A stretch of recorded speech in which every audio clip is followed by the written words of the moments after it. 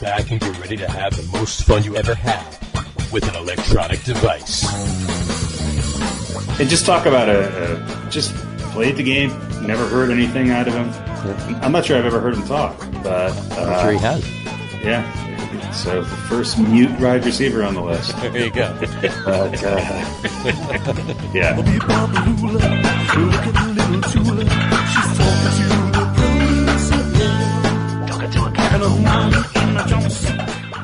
All right, everybody, welcome out to the Log Room. It is Wednesday, January 13th, 2021. Jersey Johnny coming at you, and with me, as always, is Mr. RadioPete and Mr. Harry Lug Nutz. Say hello, guys. Hello, guys and gals. And hello, everyone. Anyone in between. Hello, guys. Everybody. Hello, guys. We're at it again. We are at it, back at it once again. How was your weekend, you guys, and the beginning of your week, for that matter? Fantastic. Fan-friggin-tastic. Can't remember what I did. Weekend, week beginnings. Weekends were made for Michelob. I don't know. It was fine. Is 3 games a day each of the weekend days just too much? No, I don't think so. They were all. They weren't all. Most of them were very good games. Most, yeah. What if it was every week though? Every week. Like I had to get up at I normally get up very early for work, maybe around 4:30 or so. I had to get up at 5:15 to get everything done before the football started because I knew I was going to be engaged for a good 9 to 12 hours. True. Think about if they start 2 hours before that. Yeah. Yeah, it was 1 to 11 for us. It's 11 to 9 for Harry over there. Yeah, I'll be honest. I don't watch all of it. It's just too much. But what? I can't sit there for every single minute. 12 hours glued to the TV. I was glued. I was glued. I was glued to the TV. While I was flipping back and forth, I had the games working on the the Super Nintendo system.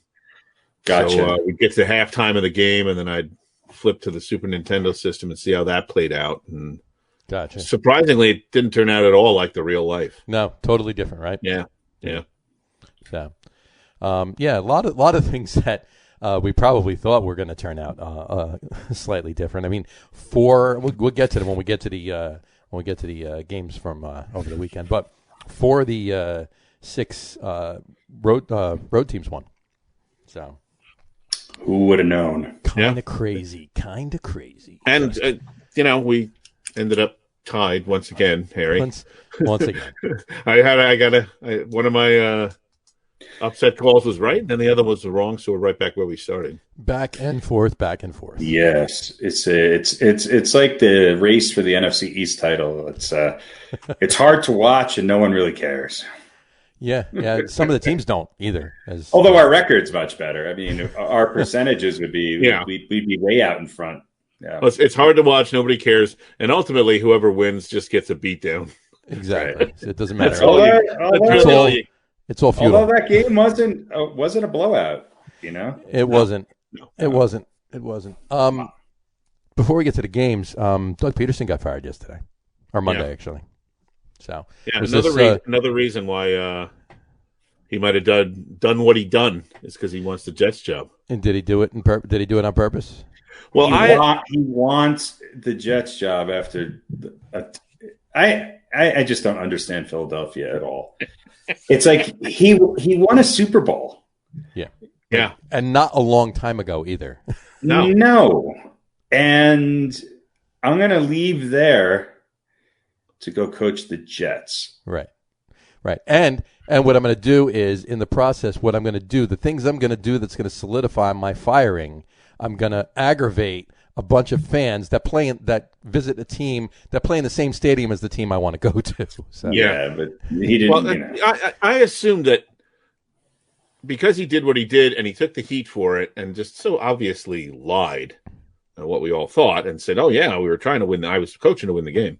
I thought he must have had some sort of assurance or at least felt fairly secure in his job.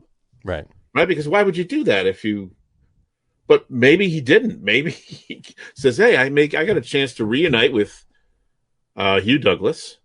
They don't have at least right now, as big a quarterback controversy as they do necessarily in Philadelphia. Right. Not yet, unless But I Jets mean, draft a quarterback. Right? No, not yet. But it's a lot to gamble. But that could be reason number 3. Maybe it was for the draft picks. Maybe it's because he didn't want Jalen Hurts to win the game, and maybe he thought he could get the Jets. You're a Jets fan, and John lives with one. What are your thoughts of Doug Peterson being the coach of the Jets? I don't think so. I don't think. You know what? He hasn't even confirmed, as far as I know, that he's fired. He hasn't confirmed that he's fired. He's not leaving. He's refusing to leave. He's going to challenge the results. He's going to sit in his office until they drag him out. Right. No, he's not even. Unless something popped today that I didn't say, he's not even confirming that he actually wants to coach next year. Like he might, do like a Mike McCarthy, take a year off kind of thing. I meditate for a while and let everything marinate and decide that sit around and then wait for a better opportunity. Wait for a better one to come that he wants to come back. I heard some guys saying, "Listen, Peterson's going to the playoffs, whatever, 2 out of the 3 years or whatever. He won a Super Bowl and this and that, and he's a pretty good coach and blah blah blah." Well, there's one problem that I can see. Mm-hmm. He still did what he did. Yeah, there's an integrity issue there.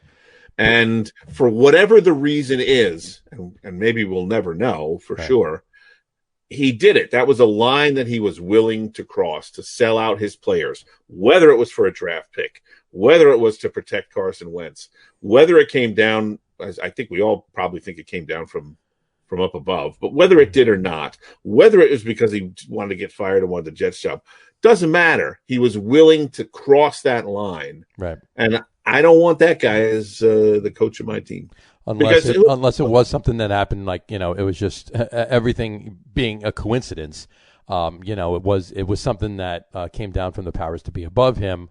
He took the rap for it and figured that they could skate by, but with all the players. If you were going to do that, you have to have some kind of assurance that you weren't going to get fired, which means that either that never happened or Philly, the ownership said, "Yeah, don't worry about it. You're our guy," and then stabbed him in the back. And if you were going to do it, you would have started what's his name in the beginning of the game and not changed quarterbacks in the fourth. It was just a weird thing. Who the hell knows? Right. Honestly, I don't care.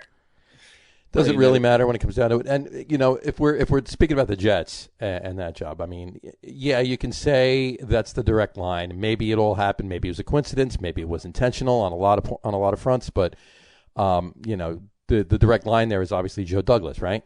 Yeah. But the Jets seem to be zeroing in, at least over the last several days, on 49ers defensive coordinator Robert Saleh. Yeah.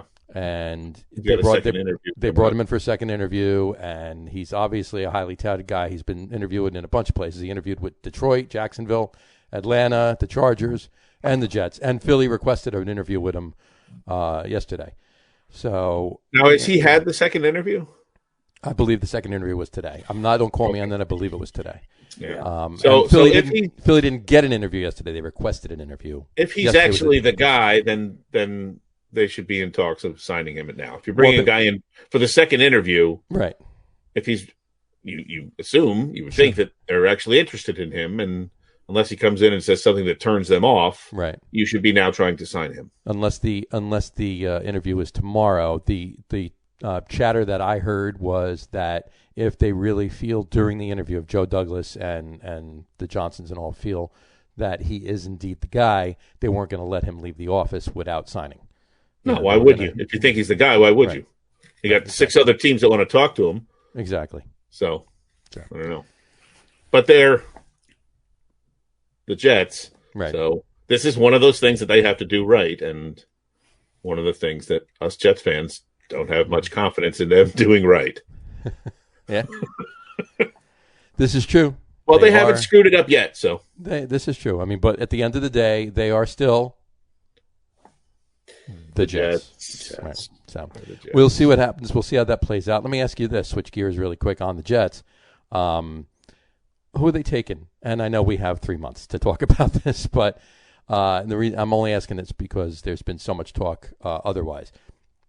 The offensive tackle from Oregon, Sewell, I mean, he's touted as the best offensive tackle in years, and he really should. There shouldn't be any reason why they don't take him. Hasn't played in over a year, but yeah. Right. But whatchamacallit? Now everybody's saying after Monday's game, and we'll talk about the national championship later on in the podcast. But now everybody's saying maybe the Jets should just bite the bullet and take Devonta Smith at 2. What's your thoughts on that? Well, gosh, is everybody loving Fields just as much as they were? No, of course not. After the Alabama's quarterback looked pretty darn good. Yeah, he did. Yeah, well, listen, the hype is now about that. Oh, is this the greatest? Is he the greatest coach in college football history, or perhaps in football history? Saban, and is this the greatest college football team we've ever seen? And Justin Fields is like, well, somebody's going to take me, right? And somebody will. Somebody's going to take. Yeah, he'll go in the first round. But like I said earlier, go look at Justin Fields has been certainly by far more good than bad. Of course, sure. That's an understatement. He's been more great than bad. Right. But he has laid an egg in a couple of games recently. He's sort of been up and down. So, I'm hearing about what egg did he lay? I mean, he still had a pretty good game. He just played against a team that was way better than his team. And it wasn't really all. It wasn't. Ohio State didn't lose that game because of Justin Fields. Ohio State lost that game because Alabama was the better team. And he was also hurt. And I'll tell you what, he outplayed. I know they don't play directly against each other, but he outplayed the guy who's been the consensus number 1 pick and who will be the number 1 pick since last year. I mean, last year when Burrow was going to go with the top pick, people were saying Trevor Lawrence will be a better quarterback and is a better quarterback. I think Justin Fields is. I think he's not a sure shot, but I think he'll be. All right. Well, he'll be top. I think he might go to 17 for 33 for 194 yards and a touchdown. Yeah. 67 yards on the ground in 6 attempts. Those aren't great numbers. How good was Daniel Jones in this college football championship game? Oh wait, he never made it. He didn't. Right. No, he didn't. Look, I'm just saying he didn't light it up the way he did against Clemson. No, I didn't expect him to. He played a game that was closer than the game that he played against. I didn't expect him to. Right. If anybody expected him to repeat that performance he did the week before, it wasn't going to happen. They were not thinking straight. It wasn't. I'm not saying he's no good. I'm just saying I've never been convinced that he is. I think he goes in the top 5. I think he might go to the Falcons. He might. Yeah. Well, listen. The other thing I'm hearing is sorry. Go ahead, John. I was just going to say the other name floating around there towards the top of the draft board would be Zach Wilson too from Brigham Young. And I think people still have Jamar Chase ahead of Devonta Smith at the wide receiver. So right now, he's probably. I think that the Eagles are going to have their choice of either Chase or Smith. And there's who's the other guy? Waddle. That was hurt, but he was ranked higher than all of them to begin with. And listen, the other thing I'm hearing now is what's going on with the Houston Texans and Deshaun Watson. That's people are saying maybe the Jets are going to trade that pick for Deshaun Watson. Deshaun Watson, allegedly wants out of Houston. He does not have. Everybody wants out of Houston. Yeah, and well, can you blame him? Exactly. And Houston's obviously going to go into a rebuild because I got a feeling just between us, and obviously it's been talked about, mentioned, not leaked, but whispered or whatever. But I don't think J.J. Watt's staying in Houston after this year. He's got one more year on his contract. I got a feeling you're going to see all 3 Watt brothers in Pittsburgh. But to me, I'm not sure J.J. Watt's got much left in the tank. No, he's got another year or 2, maybe 3. I mean, he's 31. 30, 31, 32. Yeah. But I mean, he's not done, but he's not far from it. No, but his best years are behind him, sure, of course. Yeah. Right. Yeah. But to me, that's a more intriguing option than Justin Fields. Yeah. Yeah. Well, yeah, you want to say, hey, guide some of these players. Deshaun Watson for the number 2 pick. And I say, oh, well, that's something to consider. Well, what a couple of things I saw was they're going to be obviously they're going to want to trade with a team that can give up a quarterback and high draft picks. So obviously the Jets fit that bill. They can take Sam Darnold. Right. They can take one of the Jets' 2 first-round picks this year.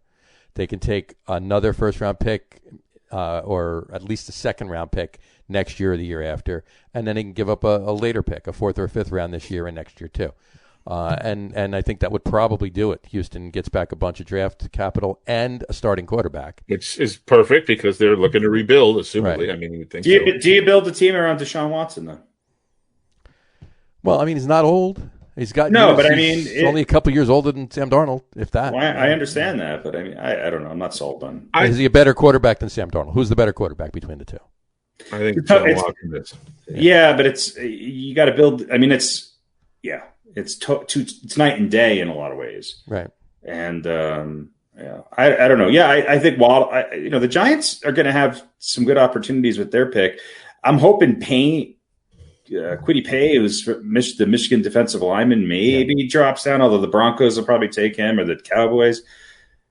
Do the Giants take a tight end, or do they? Giants are not taking a tight end. Or do they go for Micah Parsons, or the Giants could get Waddle. I think if Jalen Waddle's available, he's kind of small, but I think you take him. I'll tell you what, this kid Parsons, though, from Penn State is another great linebacker. Yeah, I think they have to go. I think they have to go linebacker. They have to go defensive, unless Waddle or for some odd reason Smith fall to 11. Well, Waddle's projected to be 12th or 13th. Right. So if you have the opportunity to get Waddle and give that another weapon to how about Pitts? How about Kyle Pitts from Florida? I mean, the people are talking about him being the best tight end in the draft in a number of years. Yeah, there's been talk about that, but I don't see them moving away from. And believe me, I'll be the first one to say move away from Ingram. But I think you could play. Pitts is more of a tight end than Ingram is in the classic sense of the term. I think you can play both of them at the same time, and I think it would help Daniel Jones, especially with his ability to somebody's on top of me, dump it off in the 6 to 7 yard realm.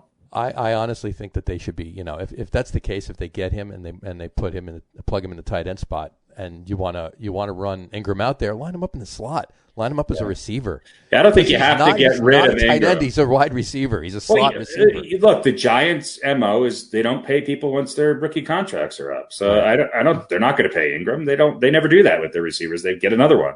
Right. And so I think the Giants will probably go with a receiver. I think they'll go with if Waddle's available or Pitts. I think they'll probably take Pitts. I think the wild card with the Giants is if they take Micah Parsons, which. I think those are all good picks. Yeah.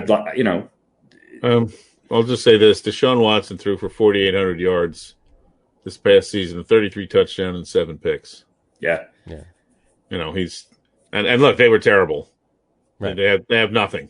They were 4 had and nothing, 12. and he still did all of that. They were 10-5 last year and 11-5 the year before that, and they haven't performed in the playoffs. But I think what I like about Watson is 25 years old too. Right. What I like about Watson is that he wanted an offensive-minded coach. And when they didn't, when they decided to not even interview Bieniemy, then I think that was the final straw. Yeah. I think he realizes that – I think he's – one of the things I like about Deshaun Watson is I think he's able to handle a complicated offense and perform in it because he's one of, if not the most versatile of quarterbacks out there. He just hasn't really – had the consistency around him, I think, to do what it is that he's capable of doing. Right. The question is will he be paired up with that coach that he wants?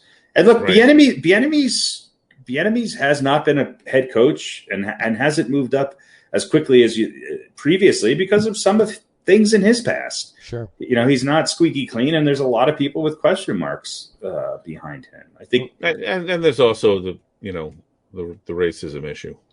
Yeah, absolutely. Which, to me, I don't know how you measure that, but I think we all know that it's there. Yeah. And the league knows it's there, and that's why they instituted the Rooney Rule, which was a lousy attempt to fix something. But, but you're right. He does have a few things in his past that may I still think he's going to go. I still think he's going to go to San Diego. I still think that's the perfect fit for him. Well, let me ask you, Pete, as a fan and as somebody that's watched the Jets for as long as you've watched the Jets, do you feel that they should go with a head coach that's an offensive-minded head coach or a defensive-minded head coach? I think you want, and I know either will work if you get the right system together and you get the right coaching staff together. But in your estimation, it's an offensive league? It's an offensive league, right? So let's have an offensive coach. Gotcha. And that's also, something the Jets have never really done. I mean, you could say they did it with Adam Gase, but obviously that didn't work out. It didn't. And they've had plenty of offensive guys. Look, I'm not a fan of first-time coaches, given the Jets' history. Sure. They've had, to say mixed success is to be kind, with bringing in guys who were coordinators first. But sure, I also don't want somebody who's a four-time retread. Yeah, well, I don't think there's a lot of them left. I don't really think there's a lot. It doesn't seem like there are. It doesn't seem like there are. So again, it's a difficult decision, and it should be left to the football mind. Well, I think Joe Douglas. I think Ben McAdoo's available. He's an offensive-minded coach, and he has head coaching experience. Bring him in. He could be the Gatorade table coach. Had offensive results. That's very offensive. He is an extremely offensive guy. Absolutely. In more ways than one. Yeah. I don't know. It's going to be ugly because it's the Jets. But. It's going to. You know what? Maybe they are going to sign Robert Saleh. I'm defensive, but I take Deshaun Watson over anybody coming out of college. I get you. Yeah, no, you're right. Except for Trevor, maybe even Trevor Lawrence. But I think John's question right now I would take. Well, your question points to the problem: is that a head coach shouldn't be offensive or defensive on it. A head coach should be a head coach, and it's the head coach's job.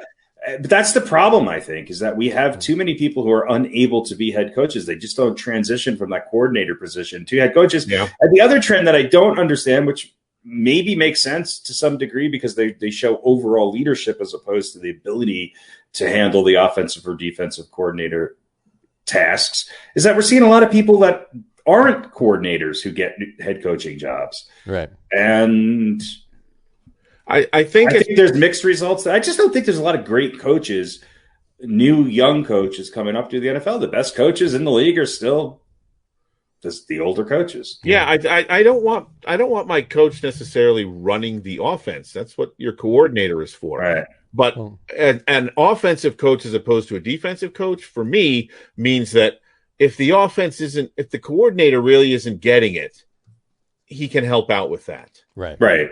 In other words, he's more able to kind of fix or add to the mix on the offense than he is on defense. And sure, that's I don't want my head coach running either side of the ball. That's what you have coordinators for. But I do want a head coach who leans towards an offense, more offensive minded, and can, when it isn't clicking, he can go to the offensive coordinator and they can figure out how to make it work better. Well, I'd rather have that than the guy who does the same thing on defense. Right. Well, there's a few of them out there, so we'll see how everything pans out with them. As far as Deshaun Watson goes,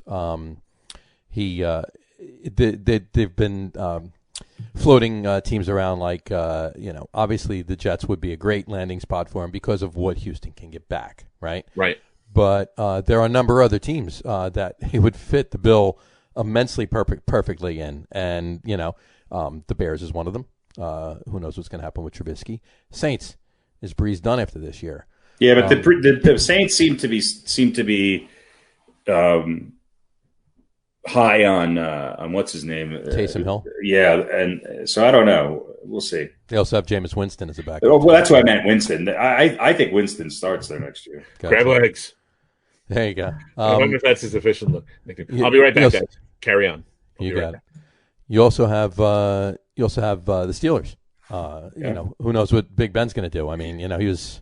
Well, we'll talk about his tiers the other, when we get to the games from Saturday. But then there's the one team that is a clear, obvious place that he would thrive in and would love to have a guy like him. And if any team in recent history has proven that they can make something happen, this team has, and that would be the Patriots. Yeah, I mean, obviously they don't really have, I don't think, enough to offer, especially with the draft pick wise and otherwise. And boy, there's something. Belichick has just been really unwilling to go out and sign free agents in the last number of years. I don't know what it is. He just hasn't. Right. I mean, you can't say Cam Newton was a big free. What didn't they get him for the league minimum? Yeah. It was like no money. I mean, what other signings? I mean, the last time that the New England went out and signed somebody big was, I don't even remember. I mean, it was a long time ago. Yeah. They don't do it. No, they really don't. You're right. Absolutely right. Well, we'll see what happens. We'll see how that all shakes out. I mean, I think Deshaun Watson's an incredible upgrade from Cam Newton, obviously. And yeah, but he wouldn't necessarily, the problem with New England is they don't have a lot of pieces around them. Right. And it would be a rebuilding deal. If he wants to go in and play with people right now and have a team that's ready to go, right? The Steelers are definitely, I think, the logical pick, with the exception of maybe I don't know. I think the Steelers would obviously be the best choice, right, if they're willing to, or the Saints, if the Saints basically say. I'm not so sure Breeze isn't going to play another year. I'm not so sure of that either. And also, Jameis Winston, the contract that he was on, that they have him for, is up this year. They would have to re-sign him in order to keep him as well. So, but I digress. The Giants. A couple of things on the Giants. Pete is back with us. I believe he is anyway. Are you? I'm here. Yeah, I'll just say this. I think Drew Brees is going to try and keep playing until he wins another Super Bowl. I don't see, unless he falls apart, until he absolutely can't do it anymore. Actual limbs fall off of his body. I think he's playing again next year. I don't see any reason why he shouldn't. If he wins this year, he might hang it up. But I think he's not going to win this year. But if he does, I think you go out on top. You go out on top. Absolutely. The L way. The L way. You go out the L way. You do the L way.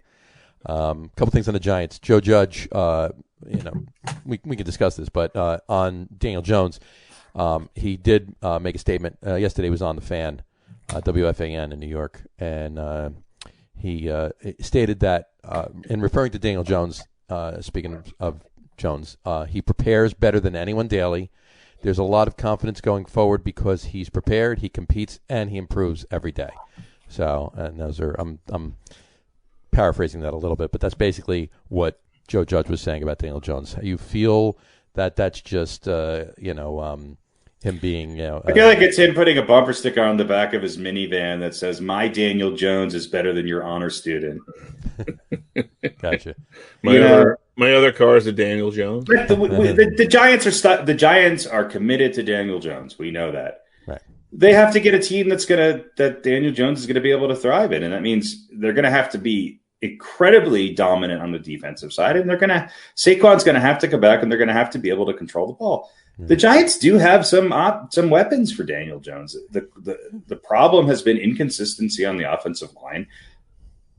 We could say that for the last 7 years for the Giants. Sure, absolutely. I think if you get a great dominant offensive line in front of Daniel Jones and Saquon Barkley, then yes, they're both going to look better. We haven't seen the best of Saquon Barkley yet, and I'm hoping we do. But my concern with Saquon is that will he ever get to the point where he's not subjected to injuries the way he is? Are we really going to get a full season of Saquon Barkley where he can contribute and the Giants can open holes for him the way that they need to? I don't know. I think he has to stop jumping over people. Power around them, run around, outrun them, power through the line. How many years in college did he play? 4. I think he played all 4. Played all 4. 3 or 4. Well, sometimes you get guys that come out and they're too young. They mature a little bit afterwards. They tend to get hurt early. He's very talented. We just don't know. Right. We just don't know. I think there's as many question marks with Saquon Barkley as there is with Daniel Jones, only because it's a different kind of question marks. But his durability is in question. You can't say it isn't. No, and we've seen this over and over again with a lot of running backs, especially, is that sometimes you just can't get over the injury bug. You just can't get away from it. But at least with him, you know what you are going to get when he's healthy. Look at those two problems. Is he going to be able to stay healthy, or is he really good he's really, really good. Yeah, like I said, this is why maybe I think more frustrating. If that's if your team, people say, well, who are the Giants building around? Well, you have to, at least for the next 2-3 years, say that the Giants should be built around Saquon Barkley. So that means, how do you make Saquon Barkley better? You block for him. Right. So maybe the Giants take an offensive lineman. Maybe they trade to get 2 or 3 late first round picks or a second round pick. They have to do something about their offensive line. Yeah. And I mean, I just look at the draft last year. They took Andrew Thomas and he did okay, but not was he that much better than what's his name, who they signed a free agency? I don't know. I don't think so. I don't either. And I believe, and I have to actually check because I've been thinking about this all day. I'm pretty sure that Tristan Wirfs was still on the board when they took Thomas, and Tristan Wirfs has been pretty damn good in Tampa Bay this year. So. Is that coaching down there versus coaching up here? Is it the player? I think it's more the player at that point. But who knows what Thomas is going to? I mean, I'm not saying that Thomas is going to become Eric Flowers by any means, but hopefully he has a better sophomore campaign and so forth and so on. But we'll see what happens. Here's what I would like to see the Giants do. I would like to see the Giants go out, and I don't have any idea who's available as free agency as far as proven offensive linemen.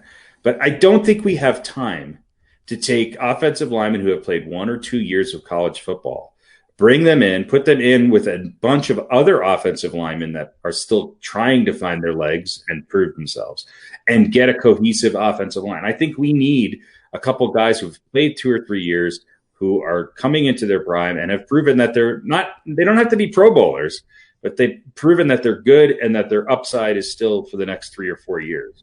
I'd like to see them go out and do that. I don't think we need to sign another Nate Solder, but I think that's the right move. I think if you can get some free agents on the offensive line, that's what's going to make the Giants better. And then you throw that in with a tight end that helps A, blocking, and B, as a dump off for Daniel Jones, then the Giants offense can start to be what I think it needs to be. I don't see the Giants being a vertical, light it up, down the field kind of offense. I think for the Giants to win, they have to play Giants football. They got to run the ball, control the clock, occasionally have a long strike, and put Daniel Jones and Saquon Barkley in a position to be successful. And it begins and ends with the offensive line. You're right. We will see what happens. Hold on, I need a little bit of water there. There we go. Excuse me. So we still managed to spend half an hour talking about the Jets and the Giants, and it was other things over here. It's a minute per touchdown scored combined. Exactly.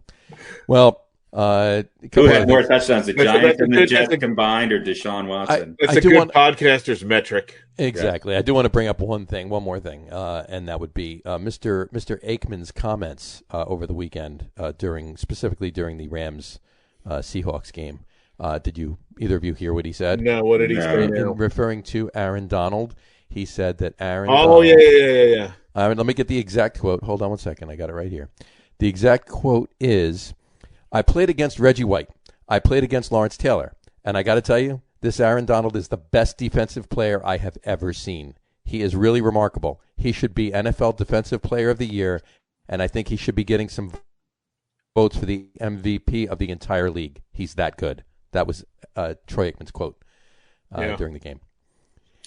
He's good. So he's already touted Aaron Donald better than LT and Reggie White. Well, at what point in his career did Aikman play against LT? And number two,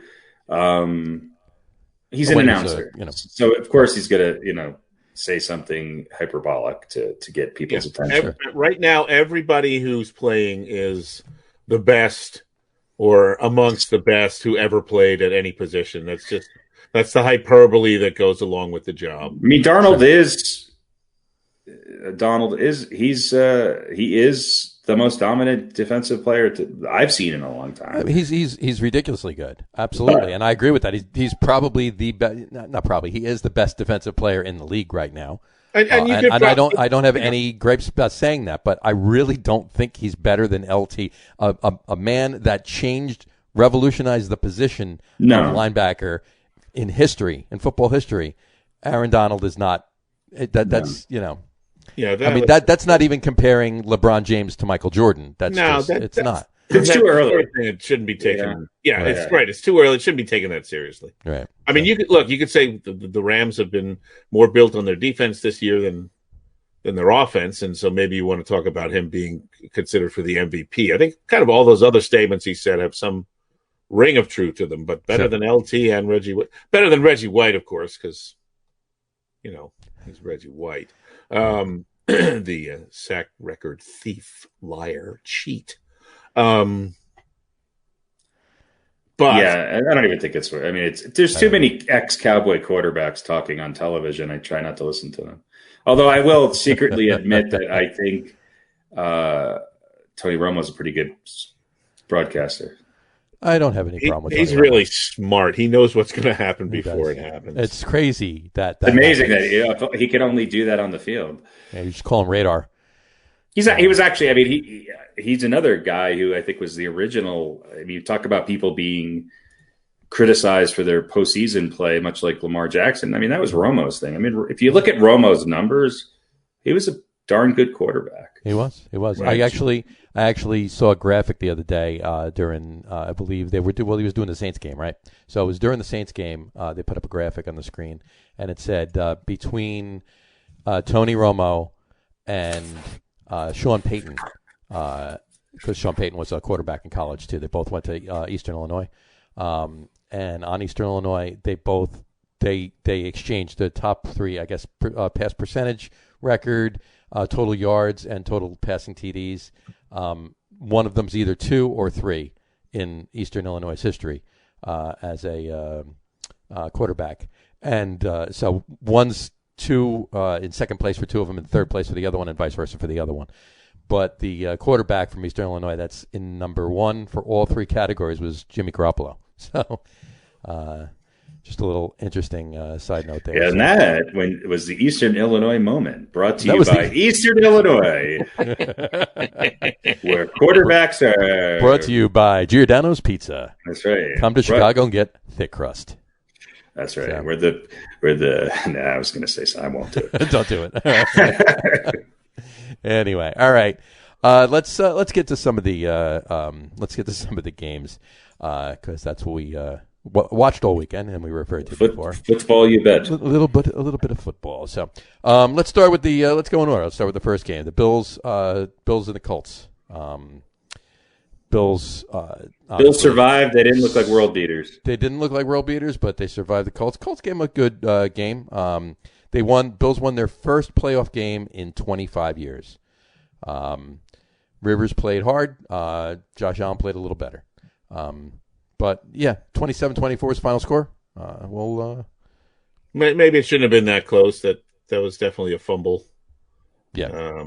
That wasn't called a fumble even after the review. So. Yeah. Right. Rivers threw a bad interception at the end. Yeah, that's true. I mean, is Buffalo at a point now where they don't have to dominate for us to continue to say, yes, they're good? Oh, I think they're good. I expected them to win by 2 touchdowns and going right, away. But in other words, the fact that they didn't win by 2 touchdowns, we go, well, maybe they're not quite as good as we thought. Or do we say, yeah, they're still as good as I thought they were? They just didn't dominate. Going in, I thought they would continue to rise and maybe just give some hope of somebody giving Kansas City a run for their money in the AFC, and I don't see it. Right. So I mean, they could turn around and have a much better game. There's just something they seemed to be playing. They made a lot of mistakes, and they didn't seem. Maybe the moment was a little big for them because it has been, And they didn't quite convert when they needed to, and they sort of clammed up in the second half. But we'll see. Maybe it was nerve. Big win. You got to be happy for the people of Buffalo. This is true. Let me ask you a question. Do you think Rivers will retire? No. He'll play. No. He'll play. I mean, not that there's been any talk about it. I'm just speculating here. You don't think he will? No, I don't think so. Philip Rivers has been the same quarterback forever. I mean, the last 10 years, he's the same quarterback. He's really good. He just seems to force the ball every once in a while in a bad moment, and that's what you walk away with. Right. That one touchdown pass, the last touchdown pass that he threw was, it doesn't get any better than that. This is true. And they still have most of the offensive line that they put together for Andrew Luck, I think. Yeah. Which was designed to protect him, and so he's going to like that. And they still, they were a little bit up and down early in the season, but Indy is built on their defense. At least they were this season. Mm-hmm. Right? Surprisingly good defense. And so good offensive line and a good defense. Why wouldn't you want to be in that situation? As long as your body holds up. Yeah, I think he'll come back. I think Breeze is more of there's been more talk about Breeze potentially retiring than Rivers. I think Rivers will be back.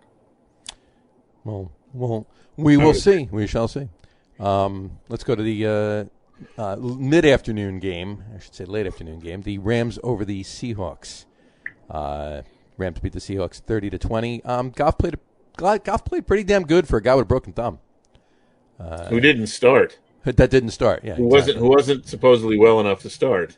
Yeah. Definitely. But he was definitely hampered, and unless he has some miraculous recovery over the course of this week, he's not. Well, and how much did him not starting kind of motivate the defense?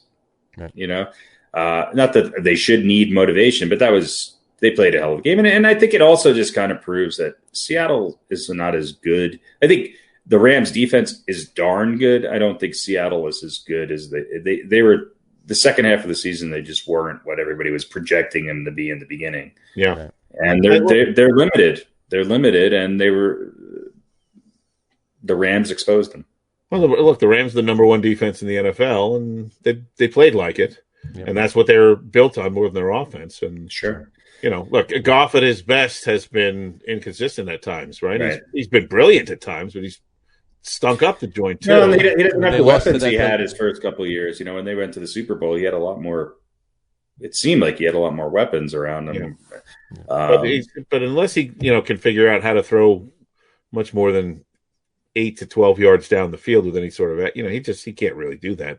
Yeah. They're not going to go anywhere else. That's for sure. Yeah, and then they're banged up a lot too. Between Goff's thumb and their Wolford is out because of his, he got that horrible head collision with Jamal Adams there.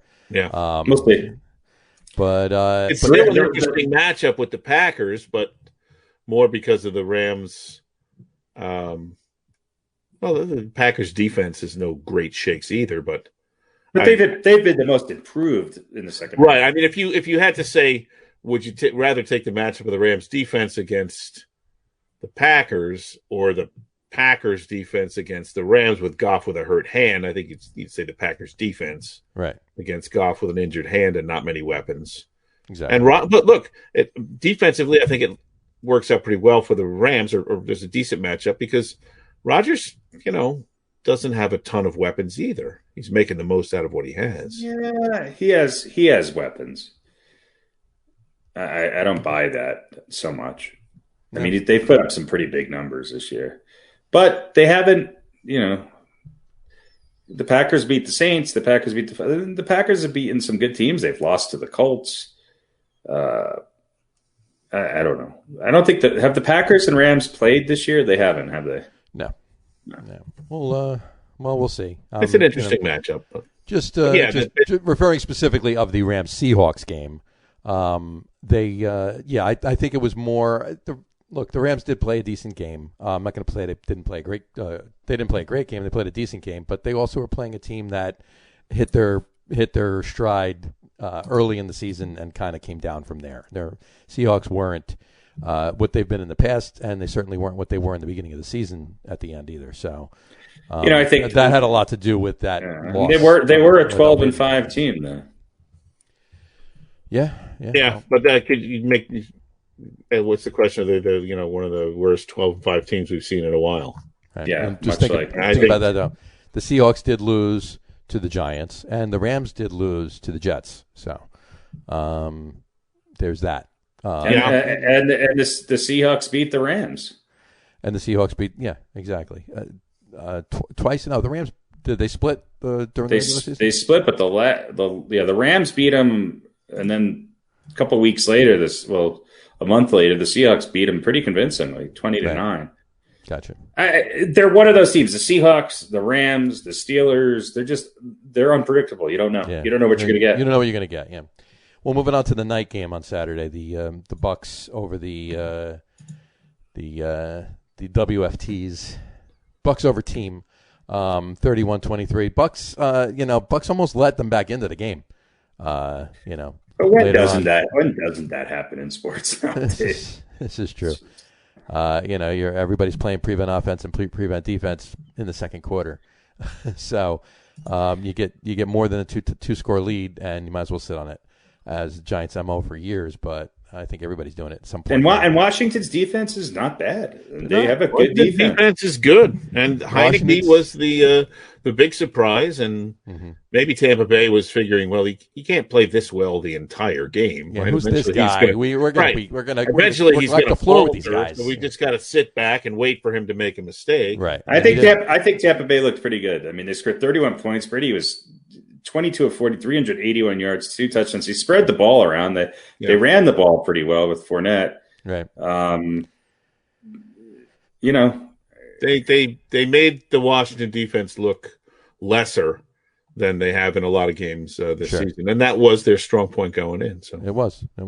You think Washington found their quarterback? Well, they certainly at least found a solid backup. But you think who knows? Listen, who was I'm sure there's a movie coming out of that. Who was Brady's backup? That Garoppolo in what was his name? In New England? Yeah, Garoppolo. No. Before that, the Brady got hurt and he had some success, and then he went somewhere out west. I think went to Kansas City. Stidman? No, he went to Kansas City. Yeah. Well, we don't know. More, not more. I can't forget. Who the hell knows? But listen, it was a while ago. Yeah, Heineke could get, he could get kind of a gig like that. He could do that, sure, absolutely. We'll see. Let's move on to Sunday. Ravens and the Titans. Ravens didn't win convincingly. It wasn't like they blew out the Titans. Not that they were gonna, but Matt Castle.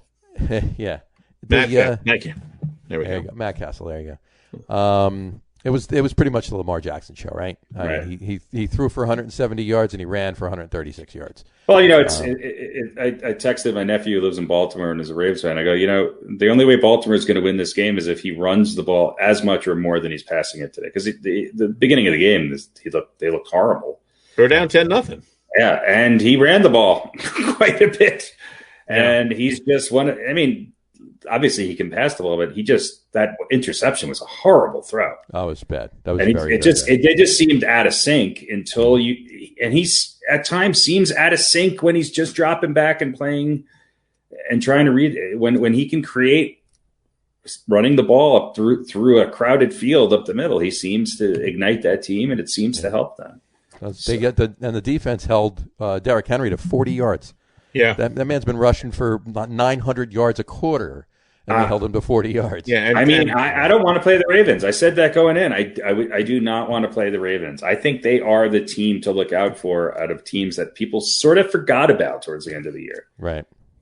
Yeah, I think they did the job on Derrick Henry, and Tannehill didn't exactly put the team on his shoulders. No. Well, he started out good. He looked, they were moving the ball pretty well. Baltimore's defense made some good adjustments. Baltimore's defense is good, and there's a lot of the we talk about the hype, the pundits hype and all that, and this is his coming out. He's got the playoff monkey off his back, and he's right. He won a game, so now he can go. Listen, they were down 10-0. He pulled off one of the most amazing runs probably any of us will ever see. Right. But to think, to say, well, this is evidence that Lamar Jackson has finally arrived. I don't know about that. No, I don't know. About that. How often can I was right. He had 17 completions and he had 16 carries. He had 16 carries for 136 yards. I mean, that's not going to happen in the playoffs every game. No, it's not. Absolutely not. But Baltimore's defense looked really good. Yeah, they did. And Baltimore's won 12 games. And they haven't played necessarily, an easy schedule. They play in a tough division that's made for playoff football. I don't want to play the Ravens. They're very untraditional. They're going to win a game like this 20-13. Their defense probably going to score a touchdown. They're going to kick a lot of field goals, and they're going to play great defense. I don't want to play them. They look like a team that is playing with a chip on their shoulder. And Lamar Jackson does not look nearly as good as he did last year when he won the MVP, but I don't think he has to. No. Who's a better matchup against KC? Bills or the Ravens? Better matchup for a good game, or better matchup for KC to win? For a good game. Who's got more of the goods? I still want to see the Bills and the Chiefs because they're more complete. Yeah, I think the Bills and Chiefs will be a higher scoring game. The Bills don't have a bad defense. I think the Ravens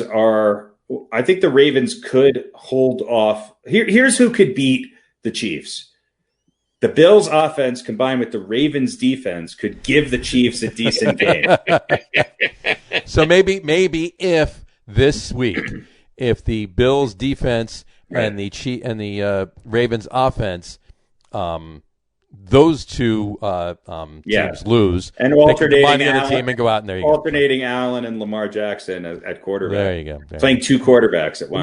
Let me give you a stat right here. Since December 1st of this year,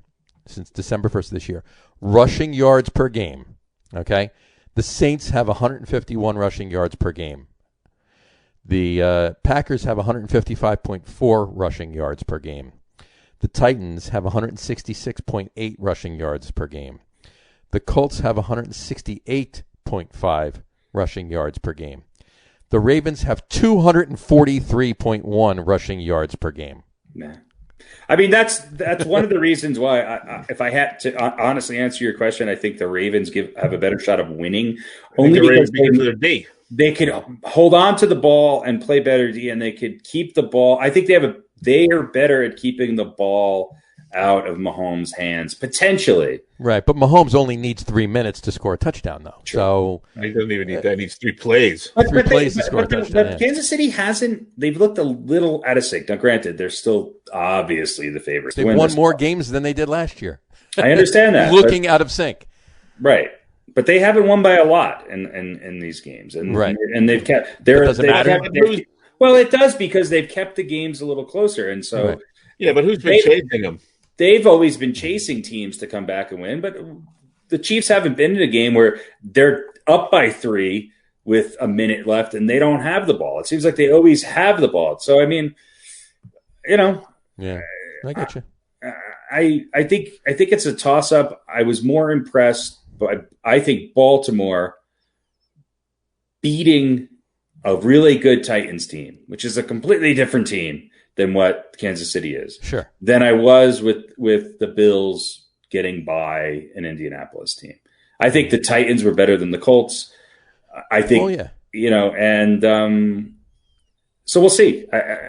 We'll see. But nobody has that much of a chance. Just remember, Ryan Tannehill is not Patrick Mahomes.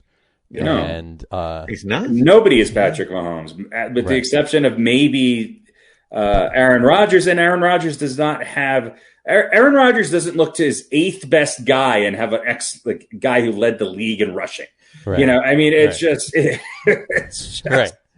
He doesn't go to his 3rd best receiver and it's Travis Kelce, the best tight end in football.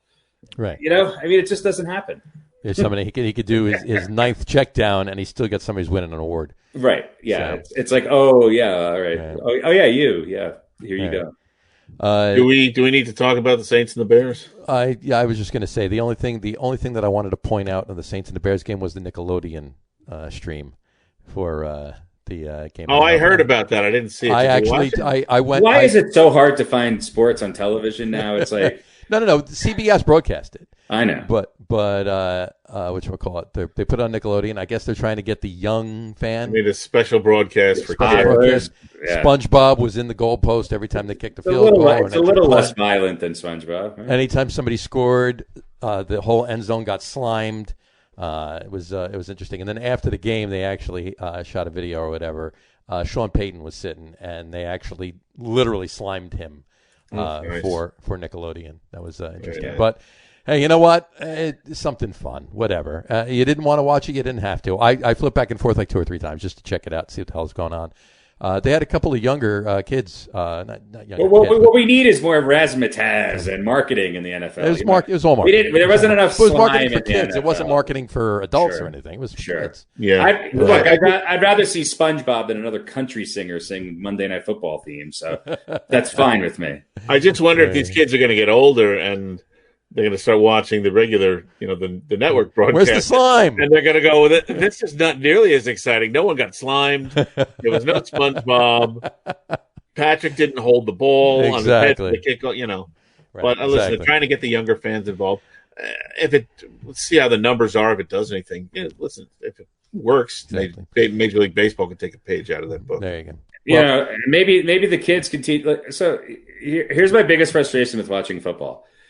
Is during these times, what are the masks doing?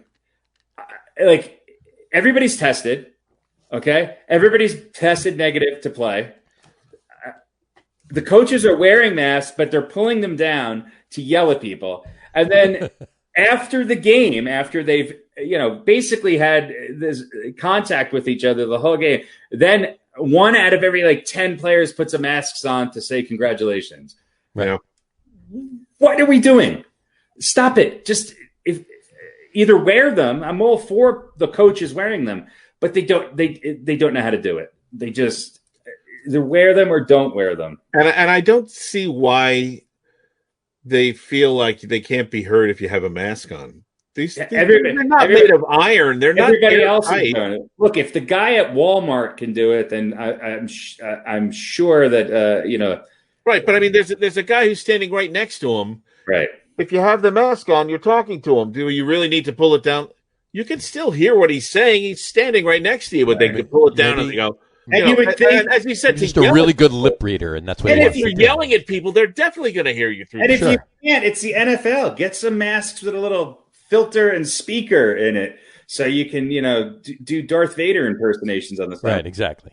Or don't wear them. You know what? My kid used to have an Iron Man helmet. Yeah. That you could put on, and then you could talk. I can't wait. It would make noise. Yeah, get that sort of technology. Absolutely. Going. Absolutely. Yeah, it's just, and the face shield. I love the. Look at it. It's too much. It's too much. To wrap up the Saints and the Bears, I mean, it was the beginning game was a slow start, but once the game got going, once the Saints got going, they just dominated. Look, Bears defense held on as long as they could. They could, yeah, and that was it. They got no support from the offense. None at all. Were the Bears? I thought I was watching the Giants. Actually, were the Bears a better team than Washington? It would have been a good game if they played each other. Let's put it. It wouldn't have been a game no one watched, but yeah, right, yeah. Exactly. I mean, if what's his name catches that touchdown pass, which hit him in a bad spot right in the breadbasket, you got a different game. Right. You do. I mean, New Orleans won, and we knew they were going to win. It wasn't really at any point close, but no. If that touchdown stands up, we got a little bit of a different game. The Bears aren't going to win, but New Orleans is the team that I just don't know about. You kind of want to see. I think everybody wants to see New Orleans versus Green Bay, but right. I just don't know with the Saints. I just don't know. Yeah. They look. I mean, Breeze looked good. He looked healthy. He looked like he was. He looked like he belonged there. Yeah. He looked like he wasn't rushed by back or anything like that. Yeah. He's better. He did say he came back one game too early. Yeah, he did. Too late now. Yeah. Well, now you're back for good. There you go. All right, let's wrap it up with the games from last week on the interesting Sunday night game. The Ben Turnover Roethlisberger show was the Browns' first playoff win in 26 years. Turnovers were ridiculous, but the fact that and the turnovers were the game. Those turnovers don't happen. The Steelers are winning the game. But I mean, they scored as much points as the Pistons and Indiana Pacers in the 90s. Yeah, it's just it's funny that Roethlisberger threw for over 500 yards. They scored 37 points and lost. You know, that's what happens when you turn the ball over 5 times. You know? Yeah, I mean, yeah. Two of those interceptions I put on him, 2 of them were not on him. I put one of them on him. The other Maybe 3 one. were tipped. Yeah. One of them was he just threw it right to him. The other 3 were tipped. But the first turnover was he had another touch. He'd had another touchdown that was kind of should have had passing wise. I mean, 500 yards. I don't think he's done. I just think that team is a bunch of head cases right now. There's something we've seen it for a number of years now. There's something about the Steelers where something isn't right, and I'm not suggesting that they change coaches, but I think once Roethlisberger goes, there might have to be a little bit of a look at what's going on there. It just they're just I don't know, and the fact that you let Cleveland score 48 points now, granted, you know. I mean, Baker Mayfield's playing the kind of controlled game that you want out of a quarterback. I mean, you know, he threw for 263 yards, no interceptions, 3 touchdowns. He threw it 34 times, which is in today's NFL is not a ton. Right. And they ran the ball. And did they score a defensive touchdown? Yeah, they did. Yeah, that's what I thought. Yeah, they scored a defense. 1 or 2 actually. But 2 actually, or 1 on a So, I mean, that's really the defensive first play of the game, that one, and then there was another one too. Right. But on that play specifically, though, I don't know if you watched it. I watched it several times. Roethlisberger wanted nothing to do with falling on that ball.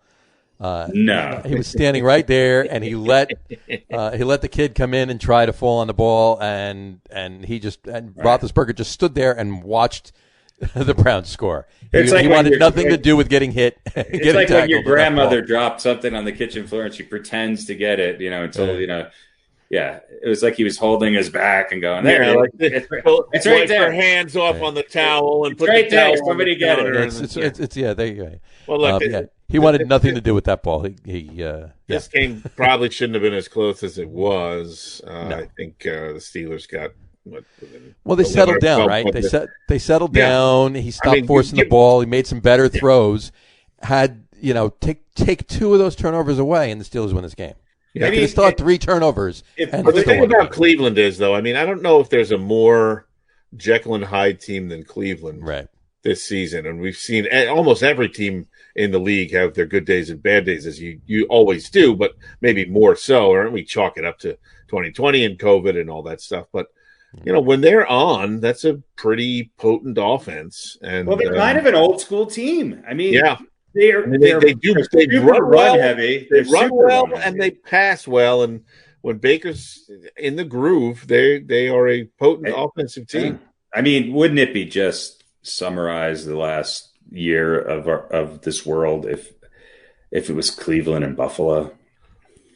Look, if Cleveland and Buffalo are the AFC Championship game, the suicide rate in the United States is going to dip by 30%. Well, look, if the Chiefs have kind of one of their down games, and Cleveland can crank it up offensively, right? Yeah. We talked about the Chiefs' defense. I know early in the season. And we kind of went, they seem like they're even better than last year. But over the course of the season, maybe they're not that much better than last year. Right. Maybe the Browns can exploit that. The Browns, I think, are the kind of team, much like the Ravens, where I don't think they're going to come down from more than 10, 14 points. They're just not going to happen. But they are the kind of team that can get off to a really good start, and all of a sudden Kansas City's in a position which they find themselves in often where, all right, we're down 14-3, and now we got to throw the ball. And then if you're coming from behind, then it opens up the possibility of some turnovers. And it also gives Cleveland the opportunity to do what they do best, which is run the ball and control the clock and keep Mahomes and company off the field. And I don't think it's a better. I mean, you could talk about Derrick Henry and the Titans, but this Cleveland team, when they're with those rushing stats that John talked about with Baltimore, a lot of that's Lamar Jackson. With Cleveland, it's not Baker Mayfield running it all that often. It's just handoff after handoff. It's 6 yards at a time. It's Chubb and Hunt. It's the Chubb and Hunt show. Yeah, I mean, that's some really good offensive duos, but I don't know if you find two guys have the backfield better. You have two. They have the Browns have two number one running backs. Yeah, the most potent tandem in football in that Cleveland backfield. Yeah. I mean, taking away the Chargers game with the Chiefs, which the Chiefs didn't really play anybody. The Chiefs, it's been a mixed bag. I mean, they beat New Orleans, which is a good team. They beat the Dolphins. Almost the same scores. So they're not giving up a ton of points, but every game has been close. Every game has been close. 17-14, 32-29, 33-27, 27-24. Even against the Broncos, 22-16, 35-31, 33-31. I mean, they blew out the Broncos in the first game. Of course, they blew out the Jets. But other than that, they've been fairly close games. I still think they're the team, obviously, to beat. But there's some... Maybe they're more vulnerable to have that down. Or are they bored? Is it, the Lakers in the regular season? I don't know. It's just, I don't know. We'll see. We'll see if they get into that situation where they're, sometimes you flip that switch and it doesn't do anything, and as good as Mahomes is, he has to make some mistakes sometime. No one can be perfect. And, could be that Cleveland is the team that capitalizes on that. And it might not come down to Mahomes. It might actually be the case that maybe you can exploit Kansas City's defense and control and not give Mahomes the ball enough for him to, so that at the end of the game, he doesn't have the ball in his hand with a chance to win. Because if he does, then odds are it's over. Yeah. Yeah. So, well, we'll see what happens with that. So why don't we? I know we've been talking about a little bit of it. So why don't we just wrap up what we've been speaking about? Not in a beaten by the coin moment just yet, but as far as the divisional weekend goes, matchup wise, we'll do our picks afterwards. We'll start with Saturday's game: the Packers and the Rams. Packers are the number 1 seed, Rams the number 6 seed. What do we feel about that matchup? Any specifics in the matchup? We may as well do our picks. Well, no, I mean, I'm just talking about the matchup itself, like talking about each team and so forth, and just if we can do if you want to do an extended beaten by the coin, we can do that too, and have that. But look, the Rams have the best defense and the best scoring defense, and the Packers have the number 1 scoring offense. Right. So that's pretty much what this, you say, okay, well, maybe those two things will, end up in a stalemate, so to speak, or something. Right. And maybe it really comes down to, can Jared Goff and his ruptured thumb score enough points against somewhat suspect Packers defense? Maybe that's the story underneath. Maybe that's where the game really comes down to it. Maybe it is. And remember, Aaron Donald, he had what was his injury? He had, I got it written here. Looking for it. Here we go. He's got torn rib cartilage. That's what it is. Yeah, and he's in there, and he's good. He's gonna play. He's gonna play. It's not like he's gonna sit out for the game. But how much is that going to hamper him? Is he going to be 100% Aaron Donald, or is he going to be 80% Aaron Donald? 80% Aaron Donald's enough. It's still better. It's still better than most. Yeah. If he's 100% Aaron Donald, but maybe he has to take a few extra plays off. Right. He can still be effective too. Sure. If the Packers don't turn the ball over and their defense plays as they have for the last part of the season, then I think it's a close game. But I think that's the key. I think for the Rams to win, they're going to have to force some turnovers, and they're going to have to get points off those turnovers. Gotcha. They're not going to, with Goff hurt, even with Goff healthy, they don't win because I think the Packers are capable, even against this defense, of scoring 30 points. I don't think the Rams get to that. Right. So I think it's good. I think, especially on offense. So I think the Rams have to force a fumble or two, have a really good day on special teams and defense, and put themselves in a position where they're scoring 12 to 15 points off of turnovers to be able to win this game. I got you. Bigger bill for the Rams offense against the Green Bay defense than it is for the Green Bay defense against even that excellent Rams defense. Sure, absolutely. Green Bay offense versus the defense. Maybe you're right. Maybe Harry, maybe you were right. Maybe we should just go into beaten by the coin at this point. Sure. Discuss them in there. So Beaten by the coin. Beaten by the coin. I'm sure I'll lose to the coin. No one wants to be beaten by the coin. All right, we're coming down to the wire here. And as usual, pretty much everything is the same. We all went 4-2. Not bad. Yeah, that includes the coin, and it's now just the coin is now just 2 games under 500, which is respectable for respectable for a piece of metal. The coin may come in fourth, but it won the NFC East. And there we go. So yeah, I picked up a game with Washington, and then with LA, and then gave it right back with Washington. So Harry and I remain tied. There you go. Yeah, good pick with the Rams. That game was a tough one. The Rams and Seahawks. The Rams are interesting. The Rams are interesting. They are. I put a lot of faith in Washington's defense, and I thought they would. I thought the one big mistake they made. Sorry, I don't want to talk about last week's games anymore, but is they didn't try and punch Brady in the mouth enough. Right. They couldn't get to him, and I think. They did, but I thought Alex Smith not playing. We thought Alex Smith. Right. Alex Smith not playing was something of it, but I thought they would have been a little bit more creative in trying to get to Tom Brady, because that's one thing he can do. Tampa Bay's offensive line has been pretty good at protecting him. Yeah, I think so. All right, so let's move on to what we got going on this week, which is 1, 2, 3, 4 games. And we do have the aforementioned LA Rams hosted by the Green Bay Packers. Right. And I'm going to let one of you guys pick first. I'll jump in there. Like we were just saying before, it's definitely the Packers offense versus the Rams defense, right? That's the game right there.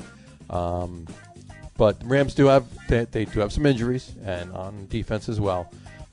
They also have not played a game, and I know this really doesn't matter, but they have not played a game in below freezing temperature in 2 years. Okay. And it's going to be interesting too, because Matt LaFleur and Sean McVay they're not only former colleagues, they're good friends too. They talk on a regular basis, and one of them, I forget, one of them was quoted as saying they're this Saturday they're enemies, but they're friends the other days. So but it's going to be interesting. I think, like we were saying before, Harry, it's going to come down to. It's going to come down to the offense of the Packers and the defense of the Rams. Yeah. If the Packers defense can keep playing, I totally agree with that. Keep playing at the level they were playing. But yeah, the Packers. I'm going with the Packers. I think the Packers. It's going to be a good game. It's going to be a good game. They're not blowing anybody out. Get blown out. No, if the Packers don't turn the ball over, I think you're looking at a close one, maybe 24-20, 24-21. 27-24. Something like that. Yeah, and I think the Packers... This is sort of how I felt about the Saints last week. Right. I think the Packers have to win this. Yeah. I think Aaron Rodgers has... he's Aaron Rodgers is on a mission. He's on a mission. And this is a game they should win. It's not going to be easy. They're at home. They're rested. Doesn't seem like they have any major injuries or COVID-related... people being out, and the Packers defense has improved, and I think they'll be able to bottle up the receivers of the Rams. So again, it's going to come down to the Rams defense being able to get to Rodgers, create turnovers, and get points off of it. Yeah. And I think the Packers will do a good enough job. They're a veteran team, and I think they'll protect the ball. So I think the Packers win. Yeah, I tend to agree. Packers offense versus the Rams defense. I kind of look at it as a stalemate. There's going to be points scored and there's going to be stops made. And I think the underlying story is, can the Rams score enough against the Packers?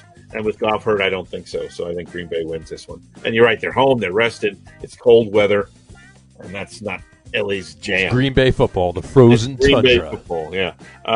Coin says heads, which is the home team. There you go. So we're all in agreement. Baltimore and Buffalo. Man. Good games here. Real good games. Again, I don't necessarily buy the narrative that Lamar Jackson has now arrived and any of the issues that he had. Lamar Jackson arrived 2 years ago. Well, but I mean, as far as getting it done in the playoffs, and you could say the same thing about Josh Allen. He didn't look. I mean, he looked okay, but he made some But he's a much better quarterback this year than he was last year. Yeah. I don't know if you can really say that about Lamar Jackson. But I think Baltimore is on a mission, and I think they have enough defense to slow Buffalo down. And I'm not sure Buffalo can say the same thing about slowing Baltimore down. And I'm going to take the Ravens for the win. Interesting. Very interesting. I'm riding the purple bird. John, what do you think? I'm still stewing on that. I'm stewing myself as well. You know what? I think it's gonna come down to Allen's passing versus Lamar Jackson's running. You know, that's really what it's gonna come down to, and that's not a stretch for me to say that by any means. But Ravens rushing is insane right now. But the Bills seem to be on that mission. I know you said, Pete, that the Ravens are on a mission. Well, I mean, everybody's on a mission at this point in the season, you know. But you know what? I just think there's a little magic happening up in Buffalo. It's going to be a really close game, and it could go either way. I'm going to type a B. I'm leaning to the Bills. Box. You going to go with the Bills? Bills, yeah. All right, BUF. There we go. This is another game. I just don't know. I agree with both of you guys. I'm just going to spice things up and make a little bit different pick than Pete. I think the difference in this game is going to come down to Stephon Diggs. Yep. If he can really do what he's done all year, I think he's the one guy on both teams receiving wise. Although I think he's the difference maker, and I think the Bills will do a better job of forcing Jackson to throw the ball more.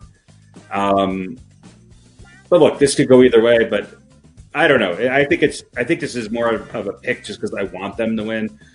I'm going to go with the Bills. I mean, I can't believe I'm sitting here in the NFL playoffs rooting for Buffalo and Cleveland. But there you go. 2020, baby. It's carrying over. It ain't over yet. Coin says tails. Coin's with you? Coin is with me. There you go. And picking the Ravens. Whatchamacallit? I believe I heard, I'm going to check on this, actually, but it just occurred to me. I believe I heard this afternoon that the Bills actually signed Devontae Freeman. Apparently, the Giants released him. So, whatchamacallit's out.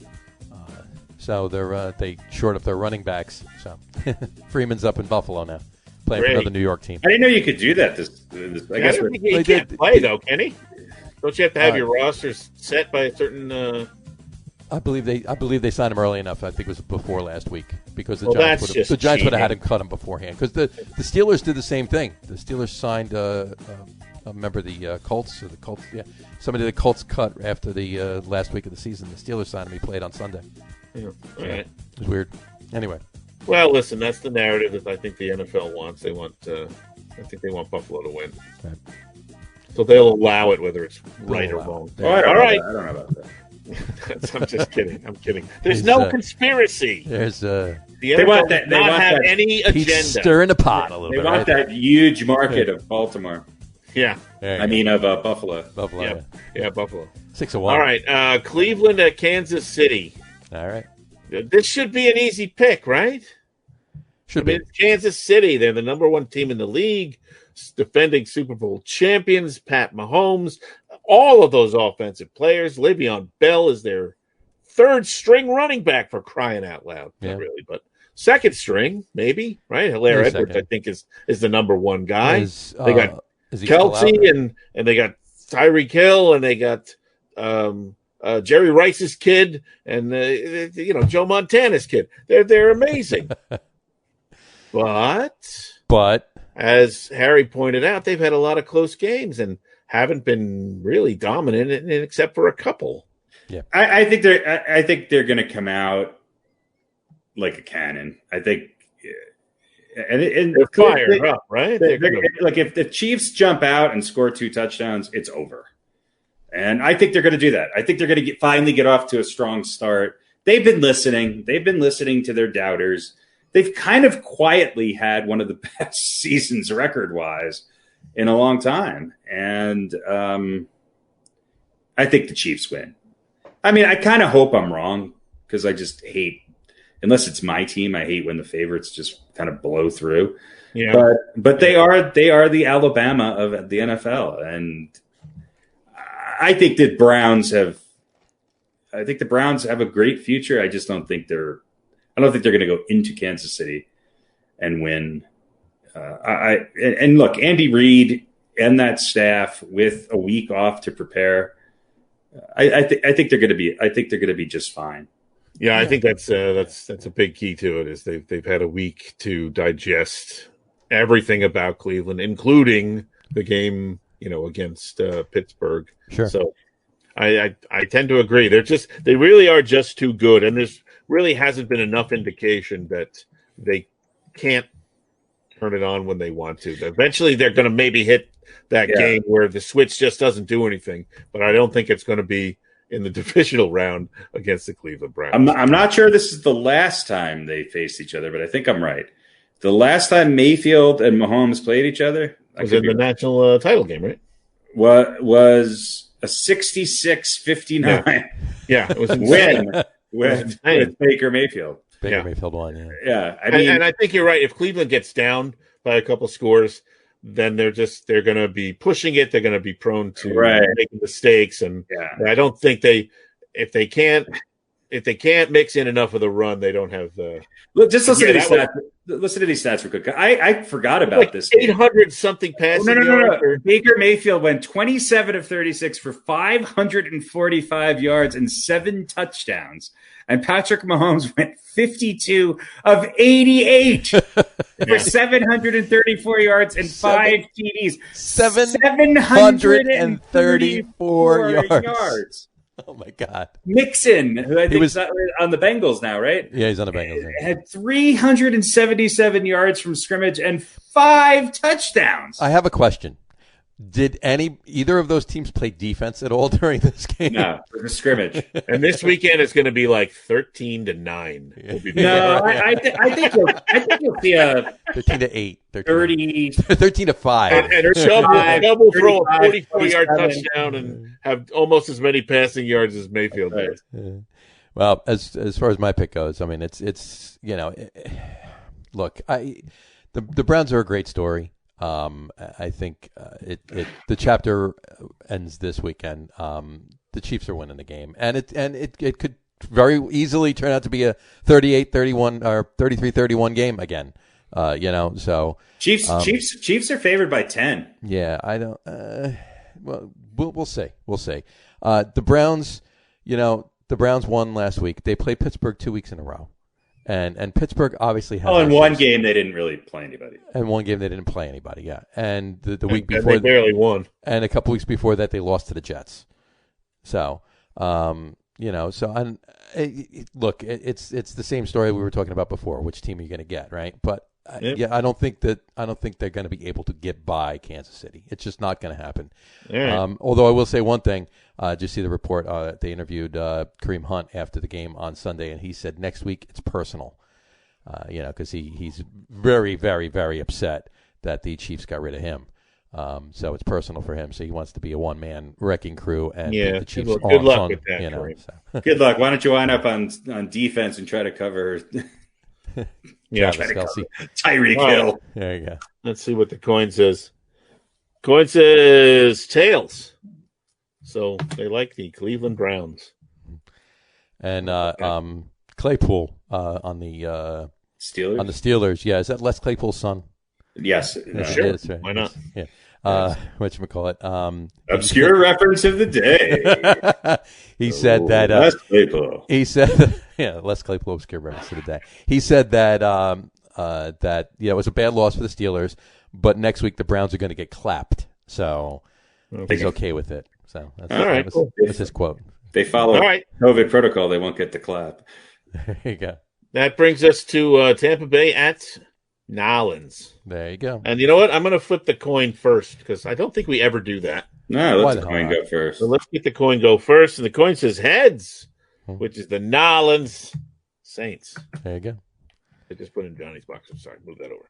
So there we go. You can leave it in Johnny's box. Well, listen, we talked about Tampa Bay being in the thick of this thing until the end, right? Maybe getting to the Super Bowl. And despite a few ups and downs, they have done it.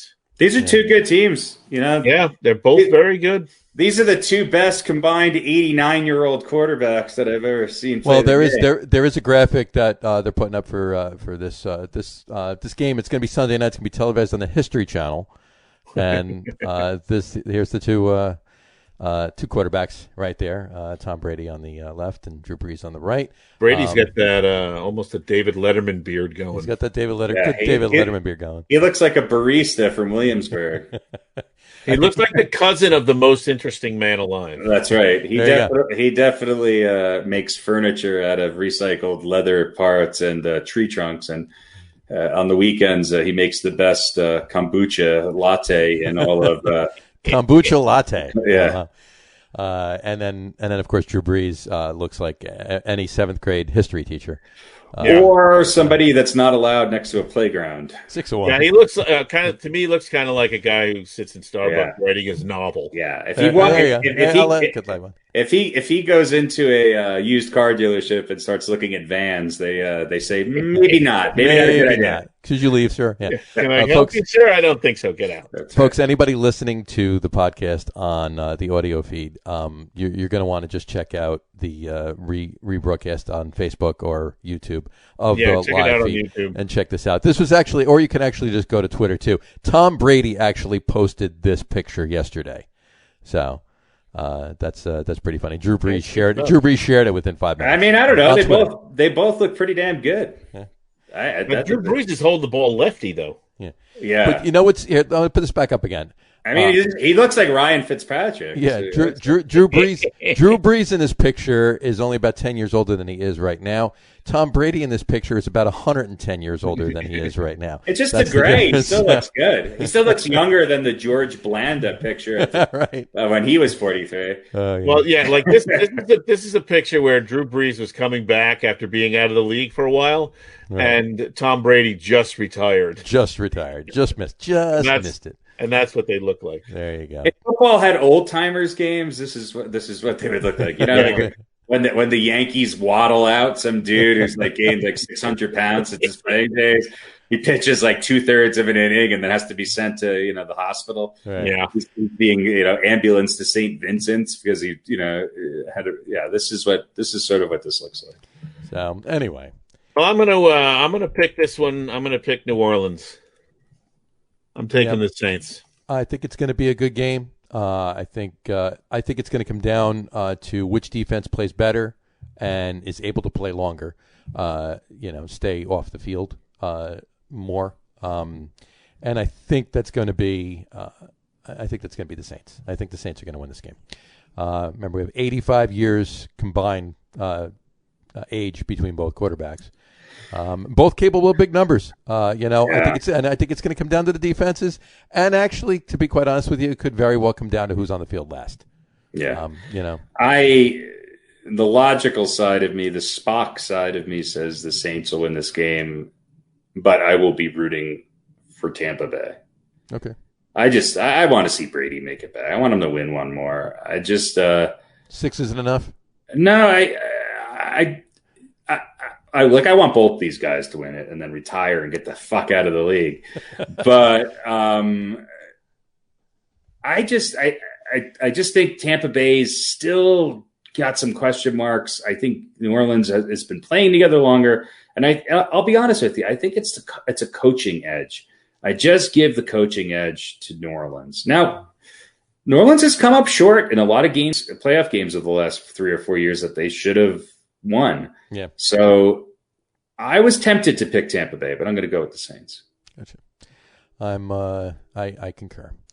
The Saints, you know what? It's a great story, and and I'm sure Brady and company would love to stick it to Mr. Belichick up in New England, saying, "Hey, look, you didn't even make the postseason, and I went into the Super Bowl without you." So, and that would be a good narrative for that. But no, the Saints are winning the game. It's going to be close. It's going to be a good game, and that's it's probably a good thing that it's the late game on Sunday. It's got that 6:40 start, that Super Bowl start time.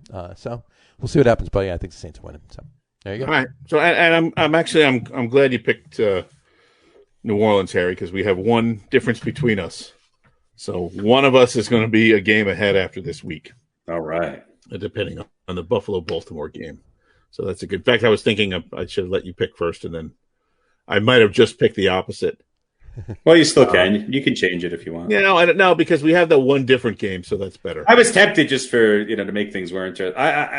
I think this game is going to be closer. I don't think it's a shoe-in for the Saints, but it's going to be a shootout, though, right? It might not. It might not be. What's the over/under on this game? I think it's probably 60. What is the line? Yeah, I was thinking about that. The line has New Orleans by I think 4.5 or something like that. That's probably a pretty good bet. So yeah, but I'm glad we do have the one differential. Look, it might get wiped out. Saints by 3. I think it started at 4.5 and it's down to 3.5. Saints by 3. So they just got the home field. That's it. They got the home field 3 points. That's all. Yeah. All right. So it'll be a good game. All right. There we go. There you go. Beaten by the coin. All right. That brings us to our top 10 list of the week. Our top 10 list, we kept it in football. It's still football season, obviously postseason, but we kept it in football. We switched it up a little bit. We're done with players. We got some other stuff we're going to be doing. But this week we did top 10 football movies of all time. Top 10 football movies of all time. Well, in usual fashion with us, we each put our 10 in. And we did our voting, and we did our calculating the way we do it. And, folks, this actually happens every week. This week we have 15 movies that are our top 10 list. And we'll try to be quick. Well, they're movies, so there's not a lot of stats to give. Well, there's always box office. Yeah, well, box office, absolutely. So, we had 5 ties. We had a tie for 9th, a tie for 8th, a tie for 6th, a tie for 2nd, and we actually have a tie for the number 1 movie. So, and I'll give you a little hint. Those are actually the oldest 2 movies on the list, and they're the tie for the number 1 spot. Anyway, let's start. Let's kick it off. Harry, why don't you kick us off with number 10? Number 10, also known as number 15, is... Let's kick it off with a bang. A little Scott Bakula, a little Hector Alonso, and a very young Jason Bateman. And some Rob Schneider. Yes, indeed, it's Necessary Roughness, a team about the fictional, at the time, Texas State football team. There is actually a Texas State University now. And look, this film, it touches on an up-and-coming season at the fictional Institute of Texas State University and its football team, the Fighting Armadillos. This was based on, I think, the team only having one player eligible to play after some violations that were handed down to them. And they were once the most powerful team in college football. And if they're winning consecutive conference and national championships, massive NCAA violations resulted in the program having to forfeit years' worth of victories. All of the coaches were fired and all of the players are banned from returning and expelled from college except Charlie Banks, the only clean player who never got to play despite having heart. Look. Thank you for that synopsis. Yeah. Wow, that was more than I ever knew nor wanted to know about that movie. I feel like I don't have to see it now. Yeah, you don't. And the rest is... look, if you want to see cameos by Kathy Ireland, and that's what I'm going to say because of this place kicker right here on the right. That's right. You're going to want to watch the movie. Yeah. So. She's my second favorite place kicker in this list, but and a heck of an actress. She really is, and I find her clothing line really comfortable. Comfortable. Yeah, you want a lot of it. You have a couple closets worth. I do. I have almost as much. Yeah, look. I'm going to try to be nice about this movie, but Scott Bakula and Sinbad is not necessarily a recipe for success. It looks good on paper. It did okay. Much better on paper than on screen. I think it was one of the first times that Sinbad was quoted as saying "pate." So, Roger Ebert gave it 3 out of 4 stars. There you go. And the Los Angeles Times, this kind of sums it up, I think, called it a genial, slight, entirely predictable football comedy. There you go. Not that there's anything wrong with that. Not that there's anything wrong with that. By the way, those can be fun. Absolutely. Just not to go off too much, but these are players who had cameos in it. Okay, Mm-hmm. Jerry Rice, Roger Craig, Earl Campbell, Dick Butkus, Ben Davidson, Tony Dorsett, Ed Too Tall Jones, Herschel Walker, Jim Kelly, and Randy White, and Chris Berman and Evander Holyfield. So it was an all-star cast. There was a lot of trailers on that set. Ben Davidson never would have got the Conan the Barbarian gig if it wasn't for Unnecessary Roughness. Absolutely not. Look, this that film launched his acting career. The film still made over $26 million in 1991. So. There you go. And also Rob Schneider, great announcer, reprised his role on the one skit on SNL with the Fumblerooski. That was interesting. So a lot of good talent back in '91. Yeah. So 91, right? That was the 90. Rob, thank God for Adam Sandler Schneider. There you go. All right. Back when he could almost stand on his own merits. There you go. No. Number 10, Necessary Roughness. I will take number 9. Number 9. Speaking of Adam Sandler, I will take number 9. Number 9 would be Waterboy. The Waterboy. Is it the Waterboy or is it Waterboy? I think it's the Waterboy. Yeah, there you go. So I'll throw the graphic up there. It came out in 1998. It was, give you the plot, Bobby Boucher Jr., a socially inept, stuttering 31-year-old, somewhat mentally challenged man, serving as the water boy for the University of Louisiana football program. He lives with his overprotective and extremely religious mother, Helen, and believes his father, Robert Sr., died of dehydration in the Sahara while serving in the Peace Corps back in the 60s. I won't read more of that. Anyway, so he goes to college, joins the team as their water boy, winds up becoming the best defensive player in the world in football, let alone college. And the was it the SCLS whatever it is, the Mud Dogs. The South Central Louisiana State University Mud Dogs. That's what it is. You know what? Fun movie. A lot of interesting parts in it, but one of the good parts in it is this guy was in the movie, made a cameo, Mr. LT. He's actually part and parcel of a couple of the movies on our list. This is the first one that will make reference to LT, football-wise movies on this list. But yeah, Bobby Boucher, just a crazy defensive talent in this movie. But hey, you know what? If you like Happy Gilmore and you want to trade in your golf clubs for a water can, then the water boy. Don't forget, and the wedding singer. Don't forget that. But right. Here's a couple other people who were in this movie. As Adam Sandler always said, Kathy Bates, Henry Winkler, Jerry Reed. Interesting people in this. Kathy Bates is just good in anything she does. She really is. And here's your cameos for this movie would be Lawrence Taylor, obviously in that picture there. Lynn Swann, Jimmy Johnson, Bill Cower, Paul the Big Show White, and Rob Schneider is of course in this movie as well. So there you go. Number 9B, that was The Waterboy. Top 10 movies with Rob Schneider. He's the Michael Caine of Adam Sandler movies. There you go. Pete, why don't you bring us to number 9A? All right, number 9A, also known as number 34. There you go. Is, I believe, the only documentary on our list, and that is called True documentary. True. I think a lot of them are true stories, but yeah. Yeah, right. This was not necessarily based on a true story. It was a true story. Mm-hmm. It's called Undefeated from 2011, which is basically more about their coach. It does follow 3 of the players of the Manassas high school team.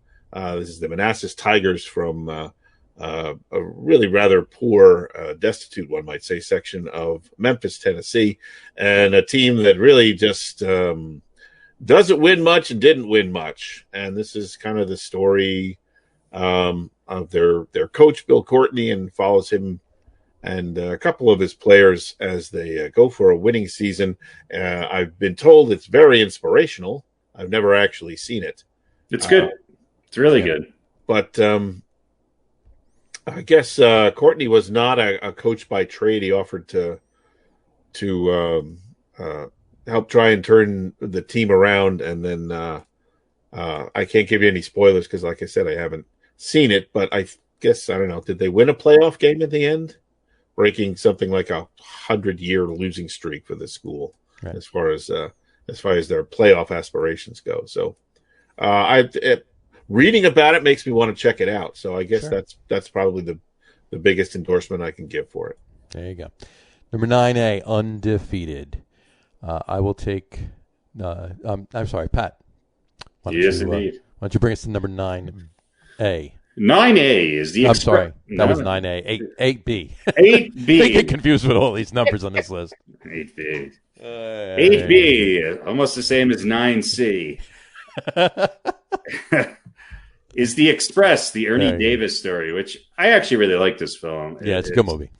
It's all in the title. It's about Ernie Davis, who was the first African-American to win the Heisman Trophy, and kind of follows his career from Syracuse University to the Cleveland Browns, and how he kind of followed in Jim Brown's shadow quite a bit, both, and then had a very sad sort of end to his professional career due to illness and health concerns. But a really great film. Who Rob Brown plays Ernie Davis, and Chadwick Boseman plays Floyd Little. And Floyd Little, who recently passed away, and I think a couple of weeks ago here, and was the first real superstar for the Denver Broncos, and is still a legend in this town for sure. So I highly recommend this. It's definitely not as over the top as a lot of football movies. It's actually a really good film. It stars Dennis Quaid, which I think almost every football movie has Dennis Quaid in it at some point. Yeah, there's several on our list. Yeah. If it's not a comedy with Rob Schneider, then it's Dennis drama Quaid. With Dennis Quaid. Yeah. Yeah, he plays Ben Schwartzwalder, who was a Syracuse football head coach, who really was another guy who did a lot to sort of promote African American athletes at the time. Yep. And it's a good story. I highly recommend it. The Express, the Ernie Davis story. There you go, number 8B, The Express. I'll take number 8A. Number 8A is Varsity Blues. Varsity Blues. That would be it was a 1999 American coming-of-age sports comedy drama film directed by Brian Robbins. It was Jonathan Moxon, played by James Vanderbeek, an intelligent and academically gifted backup quarterback for the West Canaan High School varsity football team. Despite his relative popularity at school, easy friendships with other players, and smart and sassy girlfriend, played by Amy Smart, he's dissatisfied with his life. He wants to leave Texas and go to school at Brown. He's constantly at odds with his football-obsessed father, and dreads playing under legendary head coach Bud Kilmer, played by John Voight. Good roles by John Voight, by the way. He played definitely wanted to hate the man. If you haven't seen the movie, so verbally abusive, controlling authority who believes in winning at all costs. Kilmer has a strong track record as a coach, remarking in a speech that in my 30 years of coaching at West Canaan, I have brought 2 state titles and 22 district championships. Anyway, so there's Mox in the picture, and Billy Bob right there. Paul Walker, you can see him right on the side there. He's the quarterback that goes down when Mox comes in and takes over. Anyway, so that's Varsity Blues, and then of course the probably most talked about scene, if you haven't seen the movie, would be this one right here. Whipped cream bikini time. So anybody watching, if you haven't seen the movie, you might want to go watch it. So I think that was my Halloween costume. That was Pete's Halloween costume last year. And the best thing about this film is there's no Rob Schneider. No Rob Schneider in this movie. This actress was in Legally Blonde too, which just missed our list, by the way. But in any event, it's only because there was no football. Only because there was no football in it. No, I mean, anyway, if we go on top 11, then Legally Blonde might. Well, we would have had another 4 movies if we. Well, if we did top 11, it would be the top 73 movies of all time. So, in any event, there you go. Number 8A, Varsity Blues. P, why don't you bring us to number 7? First, finally, a number with no letter after it. Number 7. 7 with the number 7 or 12 or something, whatever. Something like that. This is a movie that is based on a true story and a really heartbreaking story. It's We Are Marshall from 2006.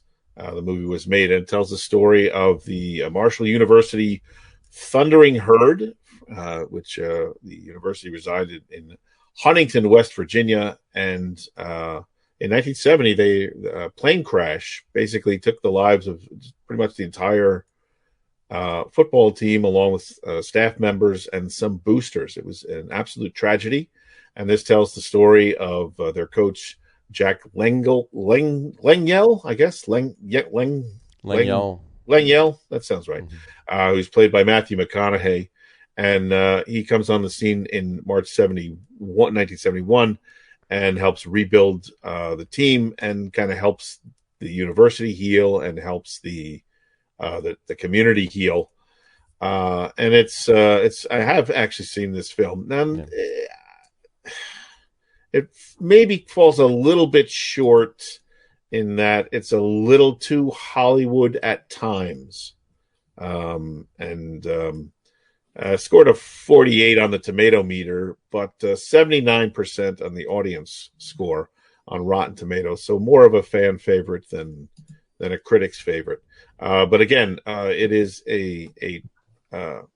both a tragic story and a story of triumph at the same time. And if you haven't seen it, I can actually recommend this one. It's a pretty good movie. Yeah. So, there you go. Number 7, We Are Marshall. Harry, why don't you bring us to number 6B?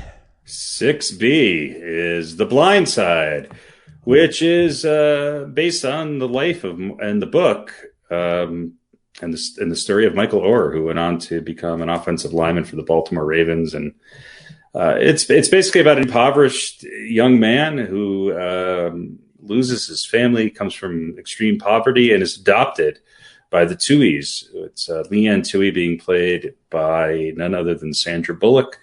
The ups and downs of his young career, but ultimately leading to him making it all the way to college and then to the NFL. And I thought this was a pretty good film. It's very Hollywood. Obviously, there's a little bit of a kind of racial controversy and stereotype with the white savior narrative, of the African-American male who's unable to overcome the difficulties of poverty without the help of his, white mother. Look, this actually did happen in real life. So right. I thought true stories. Yeah. And liberties were taken, but it's and I actually thought it was, fairly good telling of it, albeit with enhancements to make it people go to see the film. And it was actually a pretty popular film, and it won. It did fairly well. I think it did really well. With rentals and being released afterwards from the theater. But did it win an Oscar? I thought it did win an Oscar. I don't know. Let's see. I don't think so. It won she won a Academy. She did win Oscar winner performance by she won. She won. So the movie didn't. Yeah, she won. Yeah, she won. So couple and a Golden Globe and a Screen Actors Award, and yeah. I mean, I don't know. It was the first movie in a while where Sandra Bullock wasn't driving a bus, so I guess it's okay. Michael Orr was a pretty good player. Won a Super Bowl, and I remember somebody gave me this movie on DVD one year, and I actually thought it was a pretty good film. I thought it made $309 million at the box office. Yeah. So I guess that's pretty successful. It is very. There were enough moments in it that if you're flipping through the channels and it comes on, there's a few points that you'll kind of watch for a while because you want to see this particular moment or that particular scene. Sure.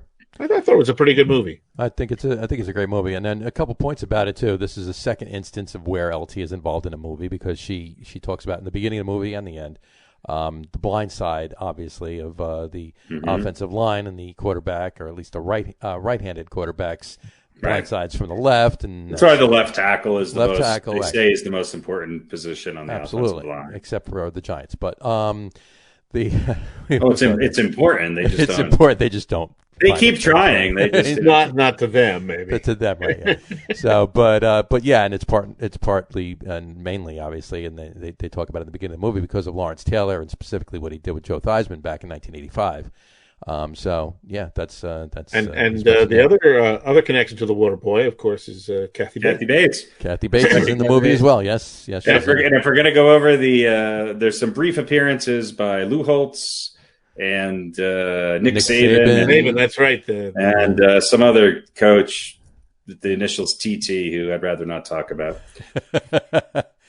But in any event, a couple other things about the movie. The daughter. Her first name is Collins Toohey. The actress that played her is Lily Collins. So her last name in real life is her first name in the movie. And the reason I say it and I bring it up isn't just because of that stupid little coincidence, because it's actually Phil Collins' daughter. Yes. From Genesis. Phil Collins' daughter played Collins Toohey in the movie. So I thought it was a little interesting fact. And actually Michael Orr, the actual real Michael Orr, wasn't actually happy with the movie. No. I remember reading that. He didn't like it, yeah. So. Yes. Lily Collins read all of her lines in 7/8 time signature, so it was really good. She was, and you could hear her breaking into In the Air Tonight at one point in the show. So, but anyway, they had her on a muted gate for all of her vocals. That's right, gated reverb. Yeah, gated reverb. That's it. I knew it had the word gated. Oh, yeah. There you go. Well, there you go, folks. 6B, The Blind Side. I'll take 6A. 6A would be Draft Day. Draft Day is a 2014 movie. It's an American sports drama filmed by Ivan Reitman and starring none other than Mr. Kevin Costner. There's the movie right there.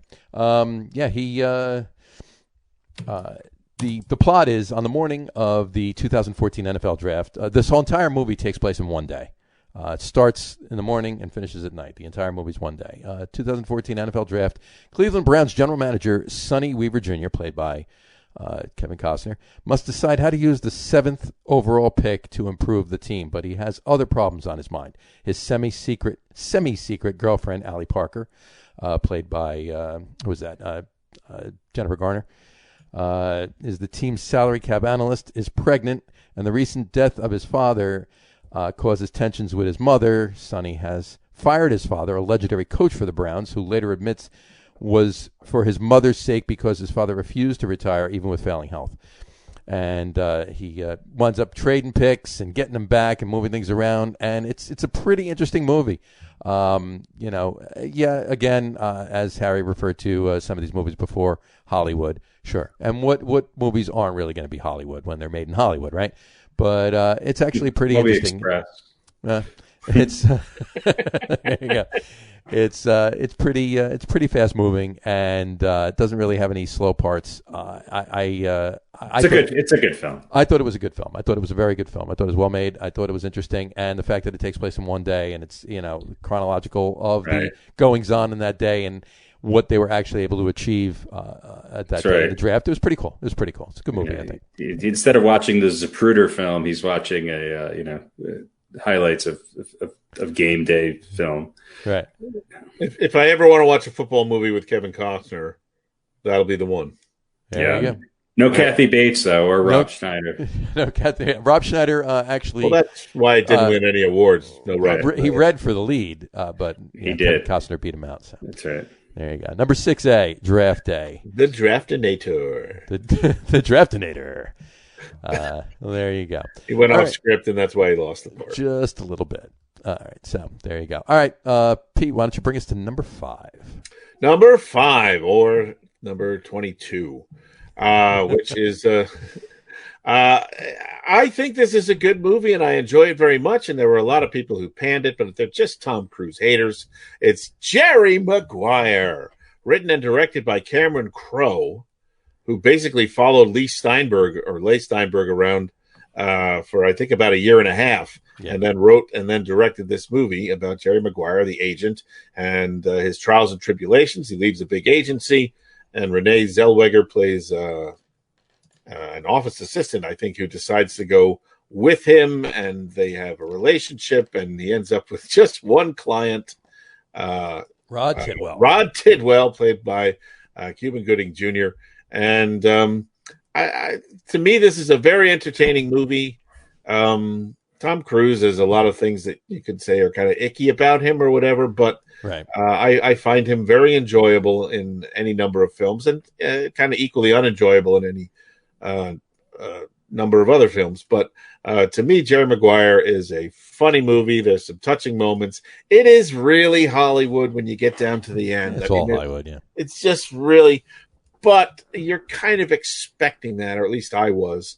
And so it didn't bother me. Like, I was happy that everything turned out okay. And that was, I think, part of the genius of Cameron Crowe is he took these sort of cookie cutter Hollywood characters and made you root for them. And you know, if you've never seen Jerry Maguire, you're missing out. Yeah, give it a watch. Jerry Maguire, the year of "Will Cuba Gooding Jr. please go away?" Yeah, and he did. Yeah. He was Michael Caine there for a couple of years. How dare you? He's no Michael Caine. No. Well, I mean, it's just in the fact that he was in every movie. Michael Caine was not on every People magazine cover. Though. This is true. And of course, don't forget, "Show me the money." Yeah, one of the most annoying lines in the history of the movie. That and Who Let the Dogs Out back around the same time. That's right. It was crazy there. So yeah, I think the soundtrack wasn't by the Baha Men. Was it? It was not by the Baha Men. No. Okay. It was not, no. It was by Boyz II Men. Yeah, 601. But there you go. Jerry Maguire, number 5. All right, Harry, bring us to number 4, please. Number 4 is Friday Night Lights, which is a film that follows the coach and players of a high school football team in Odessa, which, if you know about football, high school football in Texas, then I think this film, which obviously the TV show was based on, certainly addresses. This is really, I think, the star of this is really how they captured that state's obsession, especially these small towns, with their high school football and how big it is a part of their life. It was based on a book, Friday Night Lights, A Town, a Team, and a Dream. The movie came out in 2004. The book was written in 1990. And Billy Bob Thornton's actually really good. It's a second movie it's second in line of movies where he plays a coach. I think he was great in The Bad News Bears. But, if you know the TV, this is much more of a movie, but it's really about how these players and coaches are put on such a pedestal at such a young age, and how they kind of struggle sometimes to live beyond that at post football at the age of 18 years old. And, I thought it was a pretty good film. A couple NFL, Ty Law makes a cameo, Keep to Lead, Roy Williams, good film. And I thought the action shots in this were pretty good. And, I like the fact that it talks about high school football in a pretty realistic way. I mean, it's a slicker movie, but it's almost, Peter Berg directed it, and I wouldn't say he's really a Hollywood with a capital H kind of director. This is almost like an indie film about football. It's not bad. Yeah, it's a good movie. Enjoy it. There's so many people that watch the TV show now. Yeah, I've never seen the TV show, but I know it's enormous. Is it still on? It's on Netflix. I don't think there's any more seasons of it. I think it's done, but anybody can binge watch it if you will on that. But the movies, it's almost it's the same thing, but it's not. So right. I've never seen the TV series, but the movie is pretty spectacular. Yeah. So there you go. Number 4, Friday Night Lights, and it's got a guy named Booby in it. Booby. And I got to tell you, to me, that scene where he cleans out his locker, spoiler alert, and he gets back in the car with, I guess it's his uncle, or I don't know if it's dad or his uncle, whatever, and his knee is screwed up, and he just breaks down crying, and he says, "What am I going to do if I can't play football?" Yeah. And to me, that's just one of the most heartbreaking scenes in the movies. I see that, and you just, again, it's a film and it's a character and it's acting, but to me, that always kind of struck home, and it's similar to what was the movie where Dennis Quaid plays a quarterback who Everybody's All American. Yeah, I like that film. I thought that was a good one too. Anyway, so it's just, I don't know, it's just it's a good movie, and that's one of those things where you'll be flipping through, you'll put it on, and you go, oh, I'm just going to watch until this scene, and then you kind of get caught up in it, and then you watch at the end anyway, of course. Exactly. So, there you go. Number 4, Friday Night Lights. I'll take number 3. Number 3 is The Replacements. The Replacements. It's a 2000 movie about a fictional team in a fictional league. I believe I don't know if they actually ever say the name of the league. It's not the NFL or anything, but a fictional pro football league is hit with a player strike with 4 games left in the season. The Washington Sentinels owner Edward O'Neill calls on former coach of his, Jimmy McGinty, and asks him to coach the Sentinels' replacement players for the rest of the season, adding that winning 3 of the last 4 games will get the Sentinels into the playoffs. McGinty accepts on the condition that he can sign the players he wants without O'Neill's interference. And he begins to pick apart these misfits and so forth and so on. And, of course, there's Keanu Reeves right there wearing the number 16 jersey of Shane Falco. And I'll just take that off, and that's what I'm wearing right now. So that's my jersey for the evening, is the Falco jersey from the Washington Sentinels. I don't have a Sentinels hat. That's why I'm wearing the Bills hat, because it matched. And the Bills are playing in the playoffs this week, so there you go. Anyway, it's the players they bring in. I mean, they got Gene Hackman's in it, obviously, with Keanu Reeves. Jack Warden plays Ed O'Neill, not the actor, the owner of the Sentinels. And ironically enough, we were talking about Heaven Can Wait before. Jack Warden was actually in Heaven Can Wait too. Yeah, that's right, he was. And also Phil Collins' daughter. No, Phil Collins was in that movie, actually, I believe. But Jon Favreau's in this as well. How did this make it to number 3? Did you have it as number 1, John? No, I did not have it as number 1. It kind of, I think it made it by a point. Out of 4, 1, 2, 3, 4, and 5 were all like a point away from each other. Okay. I only have it on my list because of Brooke Langton. Brooke Langton. I think the coach's daughter. No, she plays the cheerleader. But I thought she had some relation to the owner of the team. No, she ran her father's bar, and he was a big Sentinels fan. You had it as number 1. I did have it as number 1? Yeah, and Pete had it as number 6. Oh, there you go. Because I didn't have it at all, and I was just wondering how it made it. It's one of those movies. It's one of those movies that I always put on. Like that, not always put on, but anytime it's on. It only made the list for me because of her. Yeah, so it's and also she heads the cheerleaders. And I found this really odd too. Obviously, she ran the cheerleaders. But I guess the cheerleaders went on strike too, so they had to get replacement cheerleaders. Sure. I always wondered that one, but so they wound up getting strippers as the replacement cheerleaders. You'd be surprised how often that happens. Why the hell not? So there you go. Yeah, usually it's the other way around. Usually, ex-cheerleaders become strippers. But yeah. Oh, and by the way, she's also in the Friday Night Lights TV series. She is. Yeah, she's in the Friday Night Lights TV series. Who is she? Brooke Langton. Brooke Langton. Yeah. I remember her from Melrose Place. Yeah. And was happy to see her in The Replacements. Yes, okay. She filled in for Slim Dunlap on their last tour. She filled in for LeBron James too in one of the playoff games a few years ago. So. Well, yeah. But she's a jack of all trades. She put really up 35 that night, as I recall. She did 35, yeah, and had a bunch of boards too. 35, 17, and 6, I believe it was. So, in any event, pretty good number for an actress from Melrose Place. I tell you. But yeah, no, it's just a fun movie. There's nothing, and one of the best parts about this movie is that John Madden and Pat Summerall are in a lot of scenes. They're announcing every single Sentinels game, and it's just great seeing them and hearing them talk, and then John Madden doing his typical Madden stuff with his circling and showing what you're going to get when certain plays happen. It's just a fun movie. And Shane Falco. Great movie names. Number 16 in your programs, number 1 in your hearts. One of the great movie names, Shane Falco. That guy could be a private eye.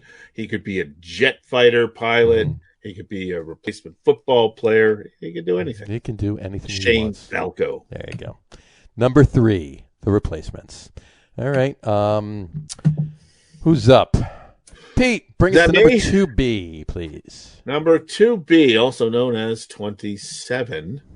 And that is Remember the Titans from the year 2000. Also based on a true story, however, fairly loosely on a true story, according to people who were there and who are in the know. And this is about T.C. Williams High School in Alexandria, Virginia, facing a crisis as they are forced to integrate an all-black school and an all-white school. Pretty good movie. Denzel Washington. To me, one of the most interesting things, let me pull up the cast here, about this movie is some of the names that are in it, particularly guys on the team who are just kids in this movie, like Ryan Gosling, Ethan Suplee, who might not be a name that you know, but he did. I think he was in our top kickers last week, wasn't he? He might be. He could have been. Donald Faison in this flick as well, and from Scrubs, right? Yeah, from Scrubs. That's exactly right.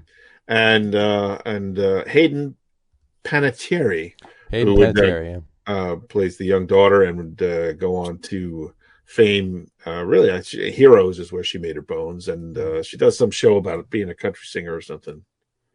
I forget what that's called. It's yeah. Yeah, my wife watches it. But just a lot of faces that you see now, and you go, oh yeah, wow, that guy. And it was it was 21 years ago. Pretty good flick. Not too much Hollywood. Again, they did take license with what actually happened there, but it did deal with a something of a controversial topic, certainly at the time when it happened. Nashville, by the way. Nashville, yeah. Thank you. That's the name of the show. Remember the Titans. Pretty good. It was number 2B, Remember the Titans. I'm going to take number 2A. Number 2A is going to be Any Given Sunday. On any given Sunday. On any given Sunday. There you go. This was a 1999 movie by Oliver Stone, directed by Oliver Stone, depicting a fictional professional American football team. The Miami Sharks, a once great American football team, are struggling to make the 1999 Associated Football Franchises of America, the AFFA, playoffs. They are coached by a 30-year veteran, Tony D'Amato, played by Al Pacino, who has fallen out of favor with young team owner Christina Pagliacci, played by Cameron Diaz, and offensive coordinator and D'Amato's expected successor, Nick Crozier, played by Aaron Eckert. The 13th game of the season, both starting quarterback Johnny Cap Rooney, played by who, Harry? Who's Johnny Cap Rooney? I don't know. Who is Johnny Cap Rooney? That would be Dennis Quaid. Dennis Quaid. There you go. Another football movie with Mr. Dennis Quaid. There you go. And second string quarterback, Tyler Cherubini, played by Pat O'Hara, are both injured and forced to leave the field. The desperate Sharks called upon third string quarterback Willie Beeman, played by Jamie Foxx, to replace him. Anyway, I could go on and on. The plot is long. It's a very long movie. It's a very good movie, however. It's an ensemble cast, like I said: Al Pacino, Cameron Diaz, Dennis Quaid, Jamie Foxx, James Woods, LL Cool J, and Matthew Modine, Anne Margaret, Lauren Holly, Matthew Modine, John C. McGinley, Charlton Heston, Bill Bellamy, Elizabeth Berkley, Aaron Eckert, Marty Wright, Leela Roshan, and Lawrence Taylor. Lawrence Taylor plays Shark LaVey. No Kathy Bates. No Kathy Bates in this one, though. It goes through a lot of different things, and there's a lot of game time action in it. It's not. It's a very well different directed type of a movie. I guess more or less Hollywood, depending on how you look at Hollywood. So, but it's a good film with some classic lines. Yeah, absolutely. And despite Jamie Foxx being in it, it's still a good film. Well, there you go. That's our number 2A, Any Given Sunday. Harry, bring us to number 1B, please. Number 1B is a 1971 ABC Movie of the Week. That's right, a television film. Television movie. Called Brian's Song, which details the life of Brian Piccolo, played by none other than Mr. Jimmy Kahn, and a Chicago Bears football player who is stricken with terminal cancer, and his friendship with Bears teammate Gale Sayers, played by none other than Mr. Billy D. Williams. Look, I'm not going to go too much into it. I think most people who are at least, maybe 35 and older probably know of this movie. They call it one of the top films on the guy cry list. Like, it's okay if you cry during Brian's Song. Right. It's a sad film, obviously. I remember seeing it as a kid and thinking, wow, I couldn't articulate what it was about it, but I just thought, wow, this is really good. And while it kind of walks the line of, being obviously something made for television, and I think it does a pretty good job of telling the story. I think it's obviously incredibly well acted, and it's always on the list of top sports movies ever made, and it's why it's so high on our list. If you haven't seen it, I would highly recommend it. Highly recommended. There you go. Number 1B, Brian's Song. Pete, why don't you bring us to number 1A? Number 1A. At the top of our list right here. Nearly the top of the... Oh, it is the top of the list. All right. We're almost done. There you go. Well, I thought we might have a number 1A.5, but right. No, this is... listen, hard to think of a better one. It's The Longest Yard, not the Sandler remake. No. Nope. It's the 1974 original, which isn't bad. The Sandler remake, but it's like it doesn't hold a candle. It would be the equivalent of like the Spice Girls trying to redo Quadrophenia. It would be interesting. That's pretty spot on analogy on that one right there. Right. That's. Ooh, that's just now. Thank you for putting that image in my mind. Yeah. All right. Well, look, it's the story of a former pro football quarterback, Paul Wrecking Crew, who takes his girlfriend's Maserati for a joyride and gets in a chase with the cops and goes to jail, where he puts together a football team and with the help of some crafty inmates and caretakers, and they take on the guards, and the hilarity ensues. It's just a great movie about the underdog and sticking it to the man even though you're in jail, and absolute great cast. Burt Reynolds, of course, stars as Paul Crew. You got Eddie Albert in there. You got Bernadette Peters in this movie. You got Richard Kiel, who played Jaws in the Bond films. And a couple of, you got Bogdansky. Anybody remember who Bogdansky was played by? Ray Nitschke. Ray Nitschke. Ray Nitschke is Bogdansky. Joe Kapp is the walking boss. Ray Nitschke didn't play Bogdansky. Bogdansky played Ray Nitschke. Yeah, you could say that. Yeah, you could say that. That's fair. So, and listen, there's comedy in it. There's some tragedy in it. There's one of the guys who dies, but ultimately, the good guys win, even though they're all incarcerated. And the great ending at the game where Paul Crew almost bites the bullet in a very literal way. Yep. And a bit of a twist at the ending there.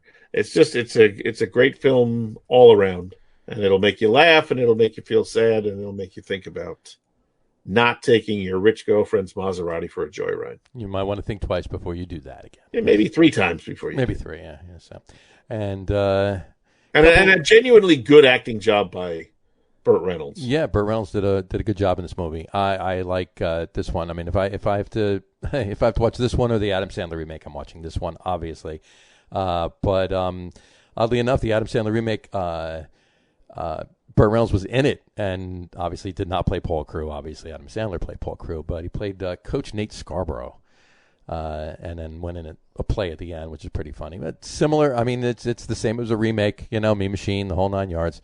But yeah, the '74 movie, it's a classic. It's definitely in the right place on this list. Yeah, so. The remake kind of more of a tribute than a redo of the original film. An actual redo, yeah, absolutely. Absolutely. And it was good. I mean, the new one is good, but it's nothing like, you just can't beat the original.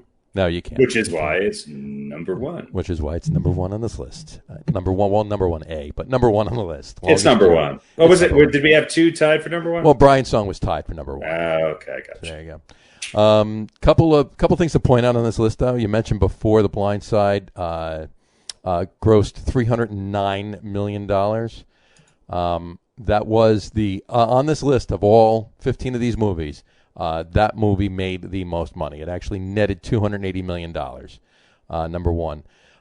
Can you guess what the number? Unless you looked at the stats, maybe you did, maybe you didn't. Can you guess what the number 2 highest grossing movie on this list would be? I would say Any Given Sunday or Necessary Roughness. I'd say Friday Night Lights. You're both wrong. Jerry Maguire. Oh, I forgot about Jerry Maguire. Jerry Maguire made 200. Trying to run through the 29 films to figure out which one had the 29. Right, made $273 million and netted $223 million. And the number 3 movie on this list, the number 3 grossing movie on this list. Remember, you got Friday Night Lights, you got Remember the Titans, you got Any Given Sunday, We Are Marshall, Draft Day. How about Undisputed? Undefeated, yeah. Undefeated, yeah. I'm only guessing that because it was a documentary. Probably didn't cost that much to make. Nope. The Waterboy. Yeah. The Waterboy. That makes sense. I mean, those are the most high. Those are the films that were. Yeah. Yeah. The Waterboy made. I mean, it's Jerry Maguire's kind of a football film, but it's okay. Well, it's a football film, I mean, there's it is. Yeah, it is. Yeah. So, well, there you go. That is our top 10 list. I'll be honest with you. I had more. I was a lot easier picking these than it was top 10 kickers. Just Wait till we do top 10 kicker movies. Well, I know it's going to be number 1. Well, I know it's going to be number 2. I know it's going to be number 1. We might be talking about it in the next couple of seconds. Well, why don't we just get right into Old Balls? How do you pick on old balls for football movies? Well, it's very easy. You go through all the football movies, you pick the most ridiculous one ever, and you pick the balls of a mule. That's right, ladies and gentlemen. Our old balls for this week is Gus, a 1976 American family comedy by the Walt Disney Company, which, quite honestly, it stars a Yugoslavian mule. That's not the mule. Which they find out can kick field goals. Yes, kick a soccer ball. So they've realized, the plot of the film really is based around an inept team owned by Ed Asner, played his character Hank Cooper, and the inept coach Venner, played by none other than Mr. Furley himself, Don Knotts. There you go. So, I mean, you take a mule, Ed Asner and Don Knotts. You got me. I'm in. I'm all in. Look, they're horrible. They not only that, but Ed Asner owes a ton of gambling debt to 2 mobster bookmakers played by Harold Gould and Dick Van Patten. Yes, that Dick Van Patten from Family. Always menacing. Yes, always menacing. I can't imagine Dick Van Patten playing a mobster. But anyway, that's 8 is enough. Dick Van Patten, right? Yes. Yeah. Desperate to draw fans, Cooper looks for a great halftime show. His secretary sees a story in her parents' Yugoslavian newspaper about Gus. Debbie, of course, flies to Yugoslavia and hires Gus and Andy. After Gus is a hit in the halftime show, they decide to put him in a game as a place kicker. The other teams protest, but the rule book does not require a player to be human. Long story short, after realizing that Cooper is backfiring, hires two incompetent criminals named Crankcase, yes, played by Tim Conway, and Spinner, played by Tom Bosley, to stop Gus from playing to make the team lose. It's an all-star cast. This is an all-star cast, yeah. During the Super Bowl, before the Super Bowl, Gus is stolen. That's right, he is kidnapped and replaced with a impersonator mule. Realizing you can't make this stuff up. This is where the plot really thickens. This is really totally thickens. Realizing that this is not Gus, they fly in a helicopter looking for Gus, find him, and airlift him back to the game. With Gus in the game, the Adams make a comeback, and with 3 seconds left on the clock, the Adams are down 16-15 with the ball on their own 5-yard line. Now, Gus lines up for a field goal attempt, and if this was a typical Hollywood film, Gus would make the 105-yard field goal. But no, Gus slips, misses the football, and in a scramble for the ball, Gus knocks it over to Andy, yes, that same Andy from Yugoslavia, who runs 95 yards for the touchdown. And Andy and the team walk off the field to celebrate their win. Yes, ladies and gentlemen, Gus, with a cast that I don't think can be beaten, of Ed Asner, Don Knotts, Tim Conway, Dick Van Patten, Bob Crane, Johnny Unitas as himself, Dick Butkus. Ladies and gentlemen, Dick Butkus was, I think, in the last couple films, actually. Yeah. Harold Gould, Tom Bosley, the list goes on and on. It is horrible. But and a mule. If you have you always Dick Enberg is in this. Yes. Yeah. Look, if you just put Don Knotts, Ed Asner, and a mule in anything, I'm going to watch it. And as a kid, it was fantastic. It's a dumb film. And this is a film that they show prisoners when they want them to talk. Yeah. It's on a big screen and put it on a loop, and they go, tell us where the secret, planes are or whatever. We'll be back in 2 days. And they just let it run. And to the best of my knowledge, Gus is the only donkey to ever play, or mule to ever play, in a fictional or professional sports game. So there you go. Look, when you say a mule, Don Knotts, and Ed Asner, yes, to borrow a line from one of our other movies, you have me at a mule. Yeah, right. Yeah, you have me at a mule. Yeah. So there you go. A Yugoslavian mule. A Yugoslavian mule. Yeah, which I'm not sure if it was which part of the ex-Yugoslavia it was from, but Andy shouts "oik" when the mule kicks out. I'm guessing maybe Serbian. I don't know. Well, there you go. That is our old balls for this week. Old balls. Gus. Well, there you go. Boy. Wow. How's that? A new low with that Tom 10 list. Yeah, but it was fun. It was fun. It was fun. Come on. It was. All right. Well, I'm just happy that our top 10 did not include a movie which I'm sure everybody would be a number one. I'm just glad that we're all so cynical that it didn't even come close. Yeah. Yeah, I think. Are we all on the same page? We're all on the same page. Okay, good. There we go. We don't even need to mention its name. Don't even mention the name. Nope. Okay, good. No. All right. Well, let's. I'd like to see Gus kick that kid through the upright. Yeah. All right. Oink. Ah! There's another Rudy I'd rather see the mule kick. That's exactly. Right. And I guess metaphysically or metaphorically, the mule did kick Rudy. Metaphorically, yes, the donkey kicked Rudy. Yeah. Well, what is the difference between a donkey and a mule? 4 letters. One's castrated. I don't know. One's. Well, it's a parentage, right? Yeah, a donkey can be a parent to a mule. Can be a parent. Donkey can be a parent to a mule, or vice versa. Yeah, like one is half horse and half zebra, and the other is 3/4 Italian, and donkeys are descended from Irish. the African wild ass. Oh, Serbian, actually, right? Serbian. A mule, on the other hand, is a hybrid animal. Okay, so a mule is a hybrid. Mules are the offspring of donkeys. A full-blooded jackass. Mule is a hybrid. No, they're from donkeys are from the wild African ass, and mules are the offspring of female horses and male donkeys. There you go. So we should be calling. I always like these couples where the woman's about 2 feet taller than the man.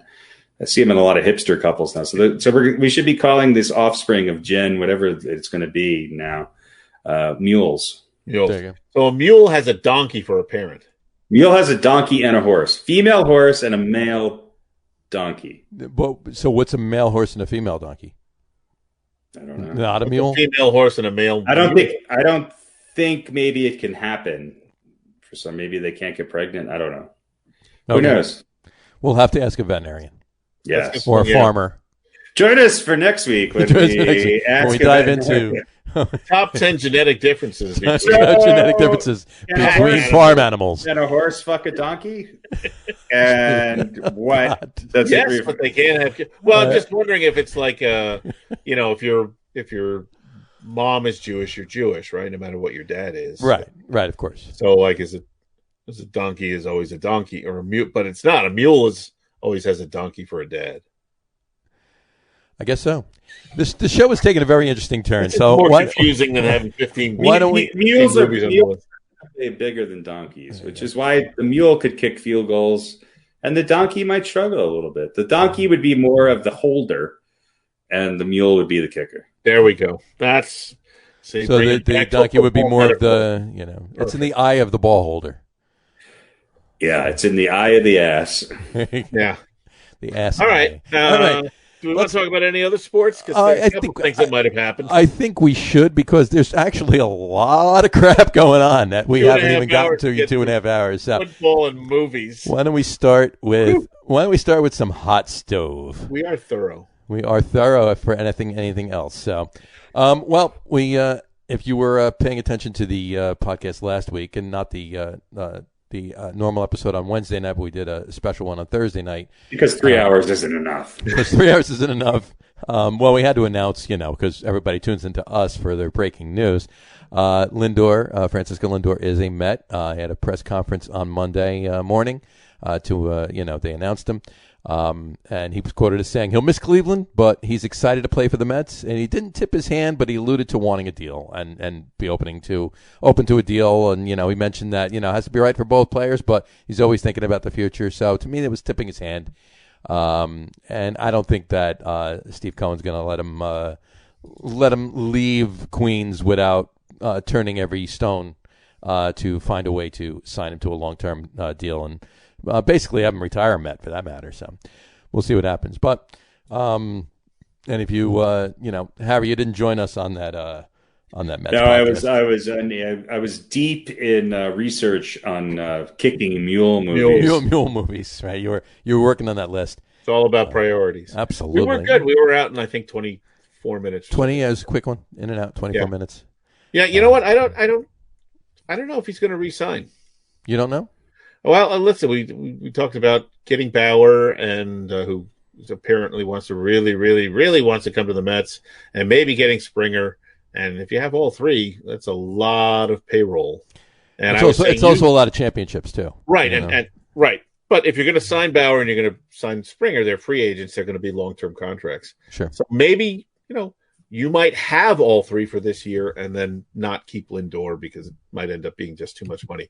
And, honestly, Lindor might be open to a deal, but if it's not a great deal, he might want to test the free agency next year.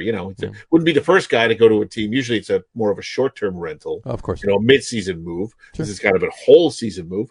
But maybe, assuming the fans are going to come back for the 2022 season, or at least some of them or whatever, and maybe the fact that there might be that at least some of that fan revenue might put more teams in the hunt for his services in a year from now. So maybe he's interested in signing a deal, but not desperate to sign a deal. Right. Who knows? It's an awful lot of payroll. Although I think with all three of those players, it's smart money.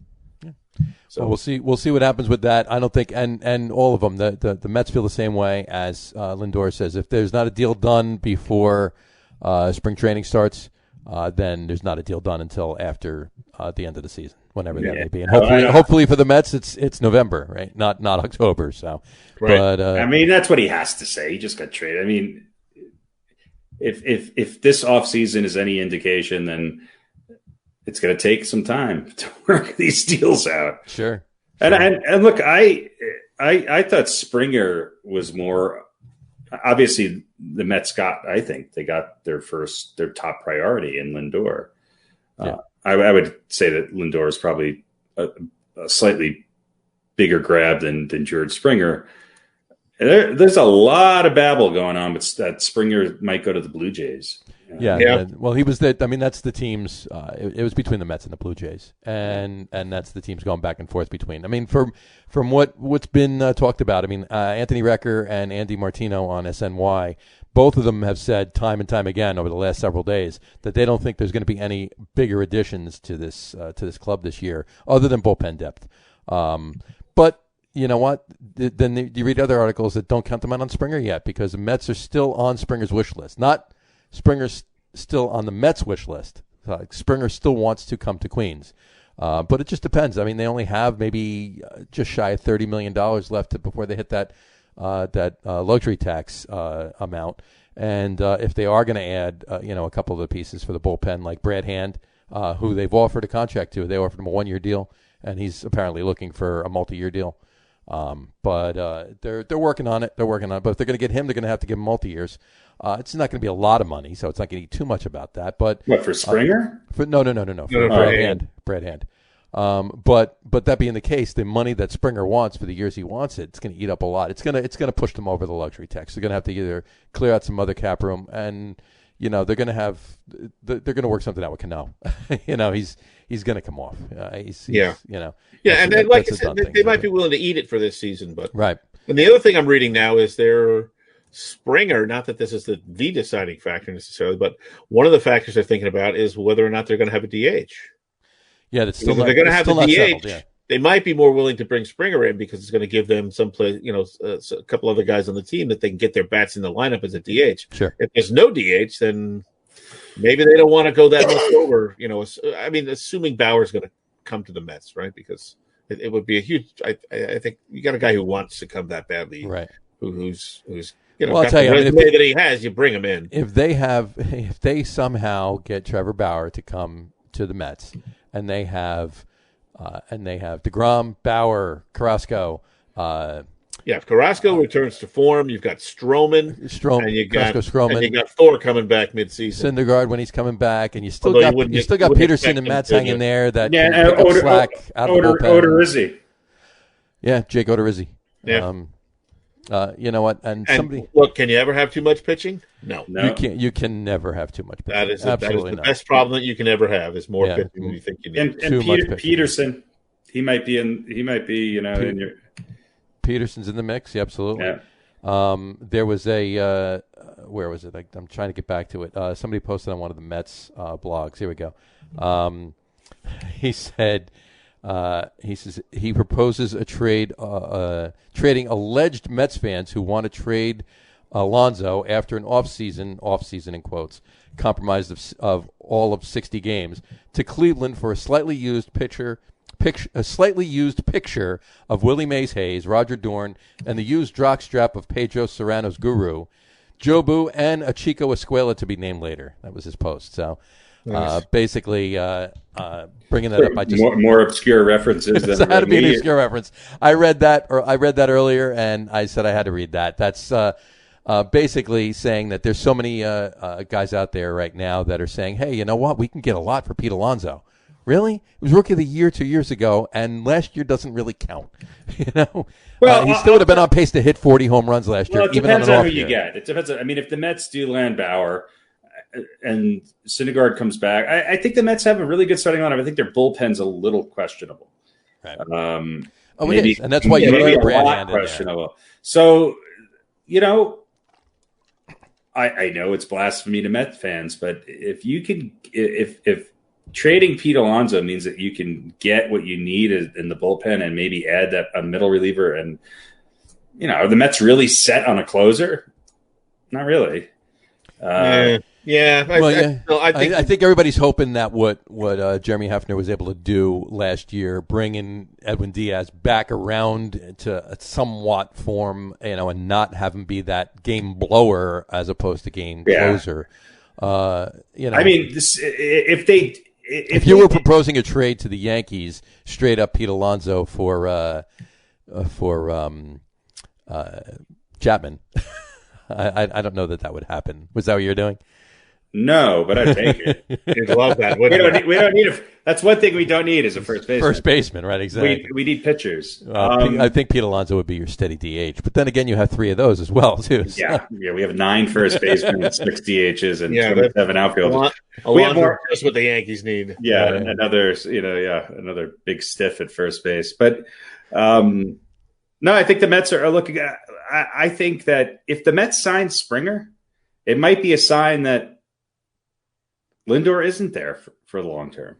This could be that because Springer will have to be there for a longer term, and this could be, hey, we're in it right now for this year. For now, to win this. Yeah, of those 3 guys, there's Bauer, Springer, and Lindor. There's 2 that are going to have long-term contracts if they come to the Mets. If they come, they're going to have.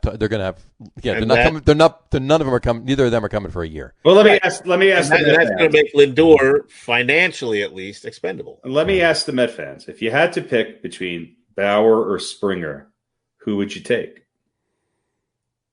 You know what? I mean, you can't you can't. We just said you can't have enough pitching. Yeah, I mean, you need 16 starting pitchers these days, But I'll be honest with you, I think we need a true center fielder, defensive and offensive, and everything that means, more than we need another arm to start. As long as we can get a couple of other decent pieces for the bullpen. Yeah, I mean, Syndergaard coming back is really the key. I think you have maybe. I don't know. I would argue he could maybe be the best pitcher in baseball in DeGrom. Sure. Pete, what do you think? I'm going to go the other way, though. You think you take Bauer? I'll say you bring Bauer in because you can never have too much pitching. You're replacing Springer's offense with Lindor. Sure, absolutely. So, and you've upgraded at a position that traditionally gives you very little offensively. So you've sort of replaced that offense that you get from Springer. And you bring in Bauer, and you put yourself a speedy, defensive-minded center fielder out there. And if he doesn't hit, then all he's got to do is hit as well as Ahmed Rosario, right? Who was getting a majority of your starts, or maybe somewhere between Rosario and Jimenez. And then you've replaced that offense with your center fielder. So he can be a fairly light-hitting center fielder who brings some speed, steals some bases, maybe cause a little havoc. Jackie Bradley Jr.'s name has been floated around several times. I mean, that's Mickey Rivers. Yeah. If I had to choose 2 out of the 3, and since they've already got Lindor, I would bring in Bauer. I would normally an adequate hitting, good defensive center. Yeah, put a guy out there who doesn't cost anything. Yeah. Who doesn't cost that much, or anywhere near as much as Springer. Yeah. I would normally agree with you. Here's the one thing regarding the pitching, and I am sold on Bauer, although Bauer doesn't have as much of a track record. He could be one of those guys who has his moment and then doesn't live up to what he's done.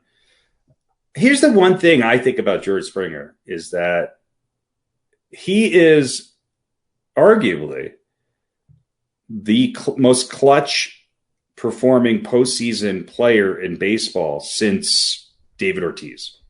Right. I mean, Altuve's been good, but when the Astros were really in a hole, and they always were, he was always in the mix. He really has had some amazingly clutch hits. And I really like George Springer, and I think he's got some longevity left on him, although, what is he, 31? 31, Yeah. So, I mean, you got a couple good years in him. It's a tough call. I mean, you're going to be paying Springer some big bucks, which is. And you're going to be paying Bauer big bucks. You're going to be paying Bauer big bucks. Sure. And I tend to agree more with the everyday player theory. Bring a guy who's going to be out there for 100. But not in today's baseball, and especially look, if they do play a full season, you're going to have a bunch of guys who have not played or pitched or had as many reps in a full season for 2 years. Right. And I think that's why pitching is going to become more and more important. And so I would tend to lean towards Bauer, but Springer is just one of those guys that I think if you can get him. Yeah, he's a game changer. I'd love to see all three of them on the team for this year. You arguably have two of the top 5 players, top 10 players, certainly in baseball, if you can land Springer. And I think if you throw in pitchers, I think you do have. I mean, you have that. So I mean, the Mets are looking pretty good. Again, it's really just about how do they gel and who is that unknown entity that comes up and starts performing that you didn't expect them to perform. Does Alonso come back and have a decent year? Right. What I liked about with a full spring training, because Manfred did announce the other day that all teams should be prepared to start spring training on time and be prepared for a 162 game season. Right. Yeah. So. And to your point, so they're almost all vaccinated. So that's basically what that means. And to your point, Harry, with the two of the top 10 players in baseball, as far as the top 10 catchers, MLB reported yesterday they gave their list out who are the top 10 catchers that they felt in baseball, and look who number 10 is right there. James McCann actually made the top 10 MLB Network's top 10 catchers right now in Major League. Yeah, I think that was a good addition. So, sure. I mean, look, and the number one catcher on their list right now has no team next to him. He's a free agent. That's great. Yeah. Where's he going to go? He's another guy that people are just hesitant to kind of give the big money to. Sure. Well, I mean, That's just a complete waiting game. That's all. Who is the big free agent signing that's happened this year? Well, I think it's Lindor. Well, he's a trade. That's a trade. Yeah, like who's the superstar that's gotten the big bucks? Nobody yet. The biggest free agent signing to date right now this offseason has been James McCann. Yeah. Maybe not even. I was going to say everybody's playing chicken. They're hedging their bets. Nobody wants to go first. We're what? If we're a regular year, would be a month from pitchers and catchers, right? We're a month from pitchers and catchers right now. Yeah. And assuming from what Manfred said, we are a month from pitchers. Nobody's showing their cards. Nobody wants to be the first person to give Springer or LeMahieu or any of these guys what they're asking for. And sure. I'm not sure they're going to get it. So because of the revenue and because of everybody's down years and the money that was lost across the board on every team last year, the Mets are the only team in the unique place of being where they are right now because of spending money. Of spending money, right? Yeah, because right. If you're going to spend that money, you better be in contention. I mean, right now the boroughs are spending way more money than Manhattan. There's a lot more money being spent in Queens and Brooklyn than there is in Manhattan right now. So it's or the Bronx. Yeah, it's the Mets. The Mets. They're committed. They're going to throw the money at it. Yeah. And whether or not it works or not, time will tell. But I think. Look, I mean, if there's some way that they can pull off Springer and Bauer, which is unlikely, but if they do, then I mean, they've got to be the favorites. Yeah. Well, that's it. If you're willing to go over the cap and you win it this year, then I mean, then you can justify letting Lindor go. Which is why I don't understand where the Yankees are at right now. I mean, not to change it from the Mets to the Yankees and rain on the Mets. No, change it. I was just going to go there too. I was just going to say that as far as the Lindor thing, just to wrap the Mets up, Sal Licata from SNY said the other day to Mets fans out there, just basically made a blanket statement out there: relax, this ownership will get a deal extension done with Lindor. Have optimism, sleep easy. It'll get done. That's what he was saying. He completely believes that. Sal Licata? Yeah. He's on SNY. That's good. He's right, on SNY. He's on Sal, WFAN. He's a talk. He slept in his Met jersey on He's a talking head pundit in New York. That sounds like somebody on The Sopranos mispronouncing it. Salicata. Yeah, pass me the Salicata in the gabagool. There you go. Anyway, so Yankees, yes, DJ LeMahieu. He's not happy. He's not happy with Brian Cashman and the Yankees right now. Well, nobody's playing their cards. That's what we were talking about. And here's my question with the Yankees is that I don't think they have years and years and years to just in today's sports, these guys, you got Garrett Cole. You've committed to one. I mean, the Yankees really have one proven starter. Tanaka's probably not going to be there next year. Maybe he'll come back, but he's a number 2 or 3 at best. Rumor is San Diego's looking. Yeah. Why aren't the Yankees going after Bauer? Why are they so hung up all of a sudden on not spending money to win a title? And that's what I don't understand. Lost too much last year. You lost too much. Look, the work.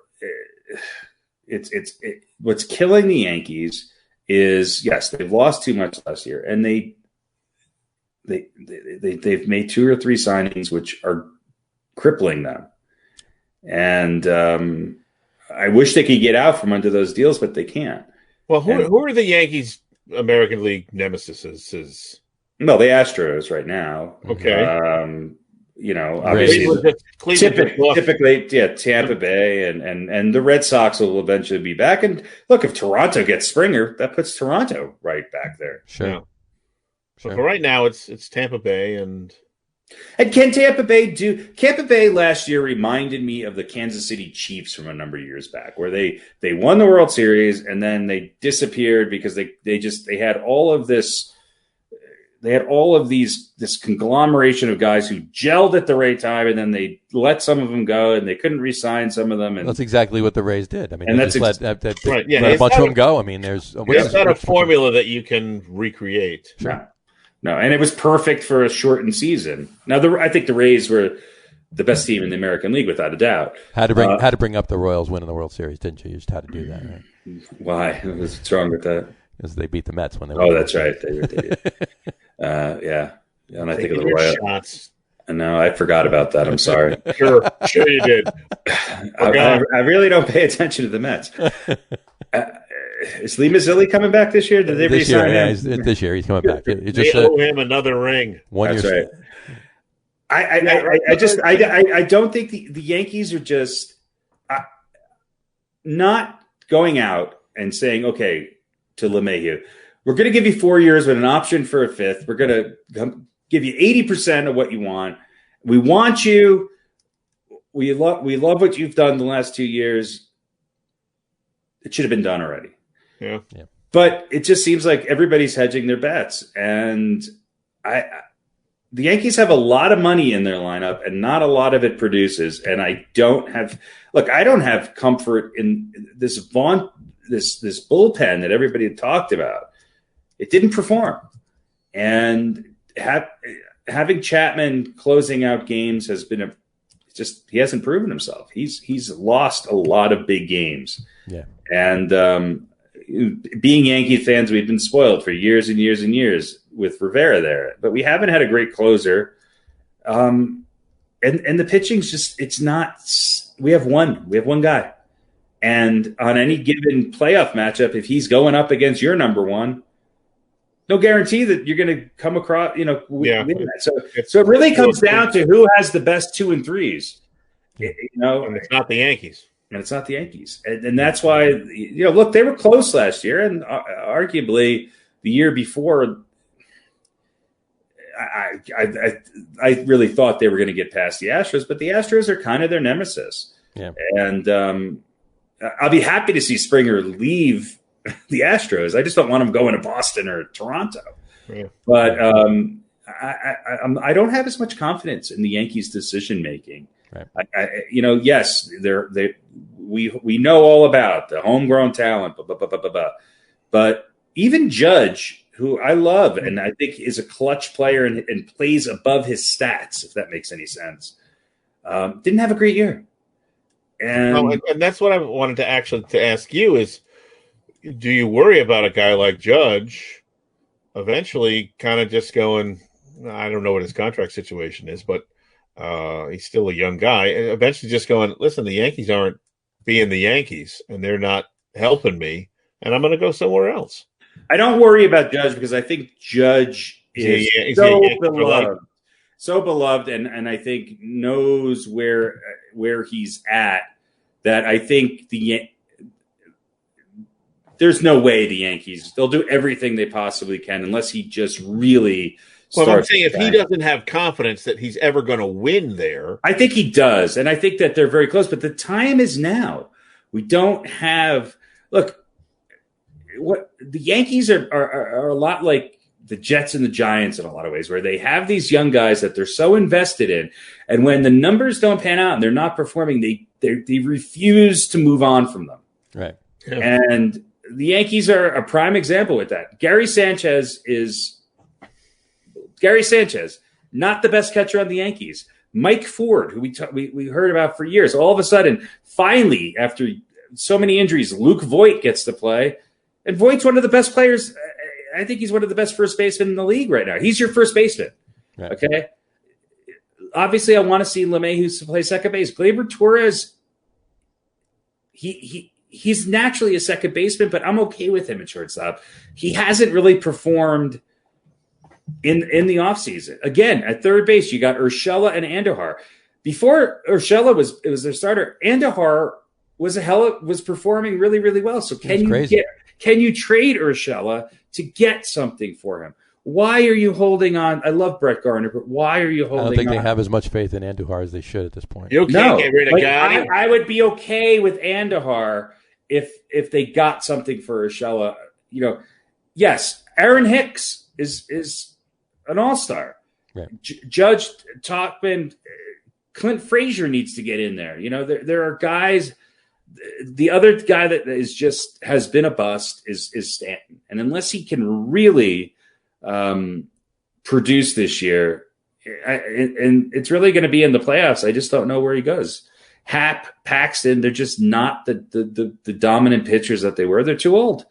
So they need pitching, and I think they have people who they could package and move to get that pitching.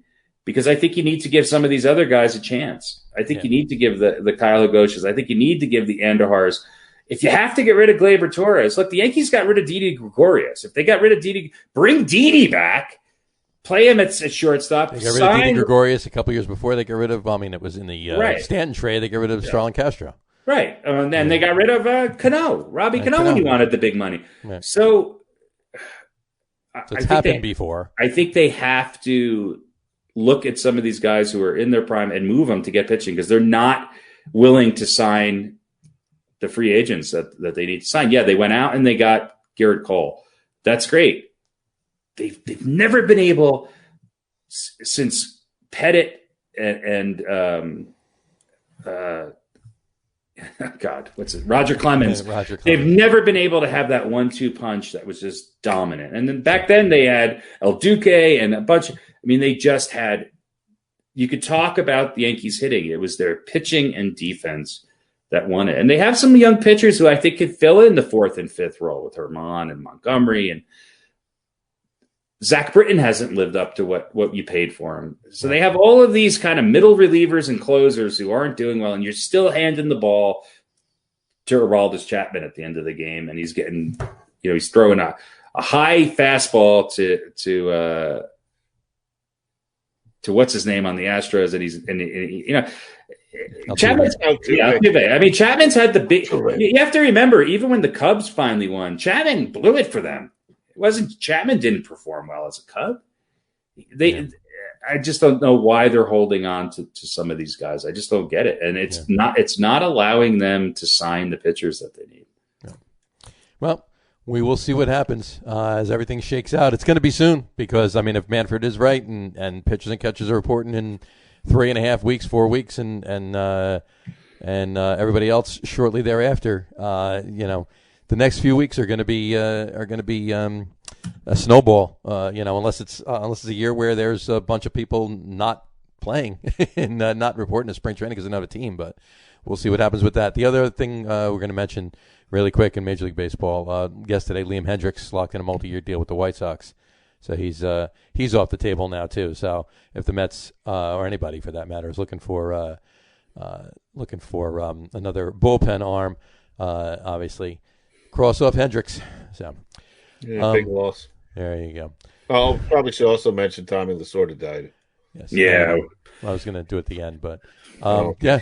Sorry. That's all right. I think what Pete's trying to say is, please make this the end. Yeah. No. Can we? We can't. We have something else big to talk about. Yeah. Can we stop talking about a sport that hasn't started yet and talk about one that's actually going on? Yeah. Let's talk about this hockey. Little hockey. This little thing that happened in Brooklyn today. While on the way to the Nets beat the Knicks by 7. Is that what happened tonight? Yeah. Well, so that's what's the game last night, Harry? 4 games in Denver, boy. Denver, yeah. That was a beauty. That was a thing of beauty. 4 games in a row. I think they've come back to earth at this point. The Knicks. Barrett. Well, the Nets are playing without half their players right now. So yeah, they are. And Kyrie's still MIA. He's a cancer. He's a cancer. It's ridiculous. But it's funny when the Harden to the Nets talk whatever a month ago or a few weeks ago was at its heaviest. I thought in my mind the talk or Harden. I was going to say because this is Harden right now. Yeah. So, when Harden's at his heaviest, or when that was heavy speculation. You're still using that word heavy. Well, and I came out and I said, don't do it because you're going to have to give up a lot of the depth on the Nets, and that's a big part of what makes this team good. But I thought to myself, boy, if Houston makes a deal and doesn't want like Kyrie Irving, then you would think they were crazy. Right. They would want something. And I thought, well, maybe Kyrie and then either Dinwiddie or LeVert, but not both of them, and a couple other pieces, and maybe you could work something out. And maybe that would be the way to go. But then I changed my mind and said, no, let's see if Kyrie, he should be happy now. He's back in Brooklyn. He's playing with KD. They got they're amongst the favorites coming out of the East. And again, I don't want to get down on him because we don't really know what's going on, which is really the problem. Hopefully it's nothing serious. Mm-hmm. It's easy to call him selfish and, he's just Kyrie and he's flaking and that's... Well, apparently he was at a family party the other day. Not masked and a lot of people. And we don't... Look, the guy never seems truly happy, and I don't know. Maybe he needs some professional help. I don't know. I think he does. I think he might. Whatever it is, I don't want to talk ill about him, until we kind of know what it is. But that thought did enter my mind. We might be better off without him. Right. And but they were able to get Harden without trading him. But they were able to get right now. That involves 75 other teams. Well, right. that might be insurance. Just in case Kyrie doesn't come back. I'll tell you what, though. Here, I think the Rockets. This is a lesson in how to get rid of a player who wants to and get something for it. Because look, yes, they didn't get Kyrie. I think they got a better player than Kyrie, quite honestly, in Victor Oladipo. Yeah. They got a couple other guys who could potentially be started, and they got four first-round picks and four first-round pick swaps. Yeah. 4 swaps, yeah. That's 8 first-round picks. Mm-hmm. Well, depending on who does better, you would think the Knicks will probably do better than the Rockets. Right. And that's what the Rockets want with those swaps. Right. Yeah. And, now you got John Wall and Victor Oladipo playing together, which is kind of interesting to me. Yeah, we're going to see if somebody can play with John Wall. I'd be happy about it. Yeah. It's interesting, and I think Harden. I think Harden's got a lot to prove. I think Harden's a lot weirder than I think he's a weirdo, but he's obviously could put the ball in the basket, and we'll see. Him and Durant have obviously played together before. Yeah, they couldn't get it done with them and Westbrook. It's interesting. He's out of the West now, right? So he doesn't have to deal with all that competition. They have played together before, and as I think I texted you guys, one thing about KD is he is willing to defer. I mean, he went to how many games did Golden State win? 71 or 72 before he got there, right? And you had Klay Thompson and Steph Curry and KD, and KD was willing to defer as long as we're winning games. He said, "I don't have to always be the number one guy, even though he." Was the best player on the team. I'll tell you what. This might work. He might be willing to let Harden be Harden as long as they're winning. That's always what they're trying to say. Durant will definitely let Harden be Harden. For Harden to win a championship, Harden has to let KD be KD. Harden has to look at himself and say, "I might be one of the top 3 players in the NBA, 5 players in the NBA, but the second best player in the NBA is on my team. And I got to make sure I got the ball in his hand with the game on the line." Right. And that's where I think Harden – I don't know. I don't know where Harden's head is. He obviously – he looks out of shape. He does. Yeah. He could give 2 shits about the fucking Rockets. It was just like, here's a city I love, and they gave me a big contract, but I don't like it anymore. So I'm just, I'm not better in Brooklyn. He'll be happy if you win, and they should win. I don't know, and they should win. Right. If Kyrie comes back and actually, whatever was going on is done, and his mind's in the game, and he plays, as expected, there should be no reason why they're not right there with anybody else in the East. If it's a pressure, they're automatically the favorites in the East. If it's a pressure issue with Kyrie, then that has all been alleviated now. Right. He doesn't have to. He just has to bring the ball up and make the right pass now. That's it. And if that, who knows what's going on with that guy? I hope it's nothing serious. I really do. I don't wish any ill on the guy. I don't think any of us do. But man, it's just, I honestly, when it's frustrating, I can tell you what I and every other Net fan said when we heard he was out for personal reasons and didn't tell anybody what was going on. We all said, "Here we go. Here we go. Yeah. It's Kyrie. It's the Kyrie show." Again. Yeah. But look, now they brought in Harden, and again, I don't think it was. I don't think the message was, "Yeah, flake out if you need to, Kyrie. We got your." We found your replacement. Sure. I call it the big 2.5 because you just don't know what you're going to get with Kyrie. I mean, Kyrie, you know what you're going to get if he plays. Sometimes, but he wasn't necessarily a benefit to the talent around him in Boston. No, you can look back at really Cleveland before LeBron. Came back, and he was not affected. They were a better team without him. You could say he had a great run. He had a great run the year Cleveland won the championship with LeBron. Yeah. You could certainly say Boston but he knew his place. But he knew his place, and he knew his number 2.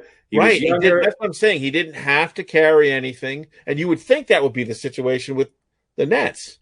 Right. But Boston was better without him. And last season when he was hurt, this Nets team full of nobodies went to the playoffs. Granted, they didn't get anywhere, but they played better without him. So because of their depth, and they didn't lose a lot in this. I think the Nets and the Rockets. I think all the teams did okay. Everybody, even the Pacers did okay with them. Yeah, Karis LeVert goes to the Pacers. Yeah. So. LeVert is obviously going to hurt them, but Oladipo. I don't know why the Pacers were willing to get rid of him. I just don't. Again, it might just have been a chemistry thing or money thing, and they were getting LeVert back. So they got a second round pick. I think they. They got the Cavs got what? Jared Allen, who was who was the big part of the team last year. Yeah, and he's a serviceable center, and they got Taurean Prince, who I think averages 8 or 9 points a game. So they got a few guys that can score. Look, it's without Dinwiddie and without LeVert, and without Allen, it's going to be a little bit tougher. But you're not improving your defense with James Harden, but you're putting a lot more points on the scoreboard. Right. And the West is always going to be there's more nights off in quotes in the East where, the Nets are playing Cleveland, or, maybe not as much this year, but than there is in the West, because even the West, when you get down to the 8th, 9th, 10th, 11th seed, you got to go into San Antonio and play a Spurs team that's capable. It's a lot more wear and tear. And now he's had people on his team before, but he's got a little bit more balanced help. Yeah. James Harden likes to bring the ball up. James Harden I wouldn't necessarily call him exclusively a shooting guard. He's kind of a point guard. But I wonder how much of that was because he didn't trust anybody else to do it. But he had arguably two of the best point guards in the history of the NBA playing next to him, and he still was bringing the ball up the court. It'll be interesting. Yeah, it'll be interesting. I still think I want the ball in Durant's hand at the end of the game. What I think where this helps the Nets is that you can't collapse on Durant, because now you got Harden sitting out there all alone. Yep. And Harden hasn't had that ever, because even with, Russell Westbrook or, who's the other? Chris Paul, those guys don't have the shooting respect that Durant does. So they could still collapse on Harden. So I think this is a good move. Obviously, the Nets are a lot better, and I think that puts them squarely as the favorites in the East. We're going to see if Harden can perform in the playoffs, though. Yeah, it'll be interesting. He doesn't have much of a history of good numbers. And I don't automatically write in the Lakers. I think the Clippers have something to prove this year, and I think it's going to be – I think the Clippers and the Lakers are going to battle it out a little bit more so than people expect in the West. Gotcha. Yeah. Well, look, I think it's a good deal for the Nets. You gave up some young talent, but you kept the big three, and at least two of them will be on the court. And Harden obviously has to get in shape. Yeah, the fact that you're right though. The fact that Dinwiddie's out and then LeVert and Allen are out of there. That's going to hurt their depth. It's going to hurt their depth. Absolutely. And I'll tell you, the Bucks, after a kind of rough start, are looking right back to where the Bucks are, and the Sixers look good. Yeah, Sixers are looking strong. They still look good, but I said it, and the Bucks, they bounced back. They're in third right now. Not that we're 3 weeks into the season. The Raptors are 2-8. Yeah. But look, either KD or Harden can carry you for a game. Yeah. And the Nets were struggling when Kyrie and KD were both out. Well, the Nets need to get healthy. They need to get healthy, and they got to stop. Yeah, that's going to be amplified now. Game 3, and already there's load management. Come on. Right. Come on. So one of those two is pretty much going to have to be on the floor at all times. And that's one thing. Harden plays every game. He very rarely. Yep. I don't think I ever remember Harden being out for load management. Right. No, he shows up and he plays. Yeah. So we'll see how it all shakes out. The Knicks, I don't know if they're maybe just a little bit of a rough patch. They're going to have growing pains. They lost 4 in a row. But they're so young. Up through last night, the game with last night's game, Barrett was he was 0 for 5 from behind the arc, and over the last 3 games he was 2 for 21, and if Knicks fans are thinking Barrett's going to be the man, but he was playing better before that. This last 3 games, So what? Well, it's a long season. Well, it's not as long as normal, but sometimes the stats are a little misleading. Yeah. The Knicks are obviously the Knicks have to hold people under 105 points a game to win. Yeah. When the difference is really that 10-point swing of when they can really clamp down on the defensive side, and Randall's putting his numbers in. My concern with the Knicks in general is that he's going with a 6, 7, 8-man rotation right now, and these guys are putting in a lot of minutes. Yeah, but Julius Randle has had one mediocre game, and the rest of these games, he's looking really good. Barrett had 20 points tonight. You can tell when the Knicks are having a good game when they're dominating on rebounds and they have a ton of assists. Yeah. When the ball is moving, that's when the Knicks, and that really comes down to Peyton. Yeah. Peyton is Austin Rivers being back, I think they're sort of playing 2 point guards at the same time right now because of the injuries that they've had. But Toppin, I guess, played for a minute tonight, so he's back on his way back. Yeah. The guy, I'm less concerned with Barrett. I think Barrett's a good second, third wheel and a good team. The guy who's disappointing to me is Kevin Knox.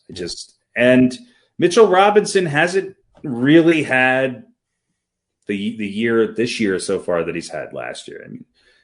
So we'll see. Again, it's what we talked about before the season started. They just don't have the right mix of players. They looked up until this current losing streak. They looked like a team, even with Toppin out.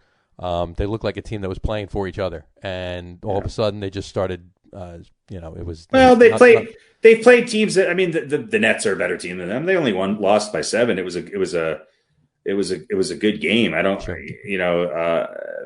They lost to the Nuggets. The Nuggets, much better team than the Knicks. Yeah. They beat a couple teams that they lost to the Thunder, which was kind of predictable after the winning streak that they had. The only team that they really got blown out by, I guess they kind of got blown out by Charlotte too, that was a game where they just didn't play. Right. They weren't even. We'll see. What are they? 5-7 now? The Knicks. 5-7. Yeah. So. If you're around 500, you're happy if you're a Knicks fan. Oh, you're ecstatic. Well, like I said, they you know what? This time last week we were talking about the fact that they won 4 games at that point, right? And they've only won 1 since this time last week. So whatever. Yeah. But again, last year it took them 22 games to win 4 games. They won 4 games in 7 games. Is the NBA playing a full 82 game season? No.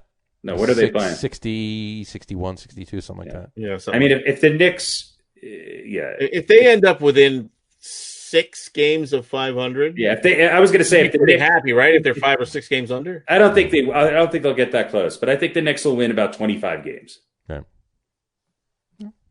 If they're close to 500, maybe if they're 10 games under. Yeah, so I think they'll be about 10 games under. Still an improvement over the last several years. So incredible. Yeah. We'll see what happens. All right. Couple other mentions really quick. Not that we'll get into it, but NHL season starts. Rangers start tomorrow. So we'll have minimal talk, but we'll have some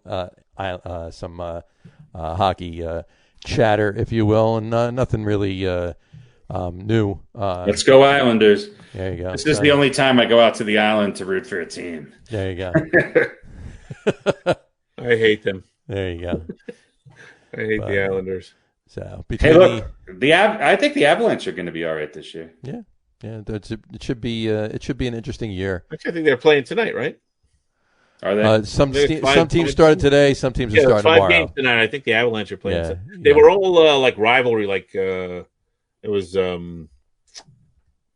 like Flyers, Penguins, or they're all like heavy duty rivalry games. Well, the Rangers are playing. The first 2 games are at home against the Islanders, and tomorrow night and Saturday night. So, the Avalanche play St. Louis in about they just started. There you go. So should be interesting. So we'll the Rangers have to be better, right?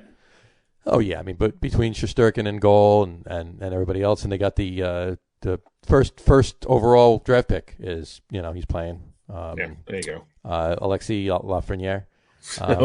Man, when the games get going, we're going to really be in trouble. I'm telling you. We're going to be here for 4 hours. Well, football will be done by then, so sure. It'll just be baseball and we're still going to find a way to talk about. We'll have 37 top 5 movies and or whatever top 5 cocktails to drink while watching the NHL. Podcast after the Super Bowl, we'll only do an hour and a half of football. we'll cut it down a bit. Yes, trim it back. Speaking of hockey and giving a little bit of a plug to my local team here, Pierre Lacroix, who was the guy who really formed the Avalanche Stanley Cup championships, died in December, which I didn't realize until a couple weeks ago. But yeah, he's the guy who brought Patrick Waugh here and Joe Sakic, Ray Bourque, Rob Blake. Those, it's not on your guys' radar, but those Avalanche teams, man. Some of those battles they had with the Red Wings were just those incredible. That was a great team. They were great. They were absolutely great. Try being a Devils fan in Denver when they played them in the Stanley Cup final. Well, listen, that wasn't easy. I'm sure it wasn't. Well, all right. So listen, that's another connection. We have two Devils fans. There you go. The connection we have is that the New Jersey Devils were the Colorado Rockies. Yes, they were. Of the NHL. And they came in and who is the starting goaltender for the Rockies in the first and the I think this is true. Yes, it's true. Glenn Chico Risch. There you go. Didn't we meet him once, Sean? We met him down we were kids down in Comcast. I feel like I remember him being like 5'4" and looking like he should be selling hot dogs out of a JJ's on. That's what he was doing there. He was selling the hot dogs. We just met him there, and he pretended to be the keeper. Yeah. The keeper, yeah. Glenn Chico Risch, the keeper. All right, so we'll have more hockey next week. Week. There you go. God, I got to learn about hockey. Jesus Christ! Is that the one they play on the ice? That's the one I play on the ice, unless it's on the street. Unless it's not. Just wait till mid-February when we have the top 10 Zamboni drivers of all time. Actually, we're going to have a Zamboni driver on the show. That'll probably be easier than getting anybody else. Yeah, I know one, so we'll get him on. But do you really know a Zamboni? I know a Zamboni driver for the Islanders. Yes, I do. Wow. Actually, the former Zamboni driver for the head Zamboni driver for the Devils, and now the head Zamboni driver for the Islanders. Quick story: I went to an Islanders game in Brooklyn, and I knew he was working that day, and I went with my cousin, and my cousin didn't know that I knew the guy or whatever, and I said to him, "I bet you the next beer that I can get the Zamboni," it was towards the end of the first period. I says, "I'll bet you the next beer that I can get the Zamboni driver to wave to me," and he said, "You got it." And I was texting this guy Al. So I texted him. I says, he came around. He asked me where I was sitting. I told him, and I stood up and I just gave one wave, and he stopped the Zamboni in the middle of the ice and stood up and started waving to me. That's impressive. However, what I really want to see is you driving the Zamboni. Oh yeah, well, I'll have to do that. I'm sure there's union rules involved with that. Probably. Yeah, the rules are meant to be broken. Well, couple things we'll wrap up with. Just NCAA. Congratulations to Nick Saban winning his 7th national championship. Damn, Alabama. He won the first one with LSU, and then in 03, and then 09, 11, 12, 15, 17, and this year he won with Alabama. Amazing. Past Bear Bryant. He's now the winningest national championship head coach. I mean, between Bear Bryant and Nick Saban, I mean, is it? We have to think of Alabama football as maybe the most dominant sports franchise of all time. I know they're not a professional franchise, but sports franchise, yeah. Has there ever been? Alabama football is just incredible. Yeah, insanely incredible. Yeah, absolutely, and easy to hate. This is true. Well, congrats to Nick Saban. Good job with that. And then on a somber note, as Pete mentioned before, Tommy Lasorda passed away. Was he 93? Something like that, yeah. 93, yeah. He had a good run. Yeah. And hey, you know what? Mr. Dodger. Mike Piazza, he posted a couple things for him. He was his Tommy Lasorda was his brother's godfather, his father's best friend. And if it wasn't for Tommy Lasorda, he would have never been drafted, and here he is in the Hall of Fame. He was his brother's best friend's godfather's mother's Zamboni driver. Second roommate, right? Zamboni driver, right? But I actually was in San Francisco once in staying in a hotel and eating breakfast in the restaurant downstairs. At the table right next to me, sitting a foot away from me, was Tommy Lasorda. And, I said hello to him, and he said hello to me back, and shook hands. And, great to meet you. That was not the extent of it, but it was cool to meet him like that. So yeah, that was a while ago, but in the '80s. But in any event, yeah, sorry. Condolences to the family. What a great man he was. So I always remember one moment of him managing. I think it was a playoff series or something. I forget who it was against, but he was trying to figure out they were doing double switches, and he was making a bunch of moves. And the umpire kind of walks over to the dugout, and he's like, "You got to send up a batter," Yeah. And Tommy's got like a paper and pencil. He looks up at the umpire and he's like, "I'm trying to figure it out right now," And I was like, God, that's got to be incredibly complicated if Tommy Lasorda is struggling with what is this move and then the next move and the next move. Oh, in the National League, it's ridiculous. Yeah, but I always remember thinking, I don't think anybody really understands it. I think they just do it, and you're like, okay. No, it's going to be the umpire going, "Come on, we need a batter," and he's like, "I'm trying to figure it out." Yeah, well, it's going to be an inevitable thing of the past soon enough. So, well, bring in the DH with the DH, and there you go. That'll further. So the National League is bringing in the DH. Well, we don't know for sure, which I think is one of the. How do you not know? Rob Manfred hasn't made up his mind yet. Manfred hasn't made up his mind. He's doing a terrible disservice here. This is ridiculous. But I mean, it's pretty much a foregone conclusion that this is the only year that's in question. By next year, 2022, it will be in across the board in both leagues. But I don't have to hear this damn National League fans saying, "Oh, that's not real baseball."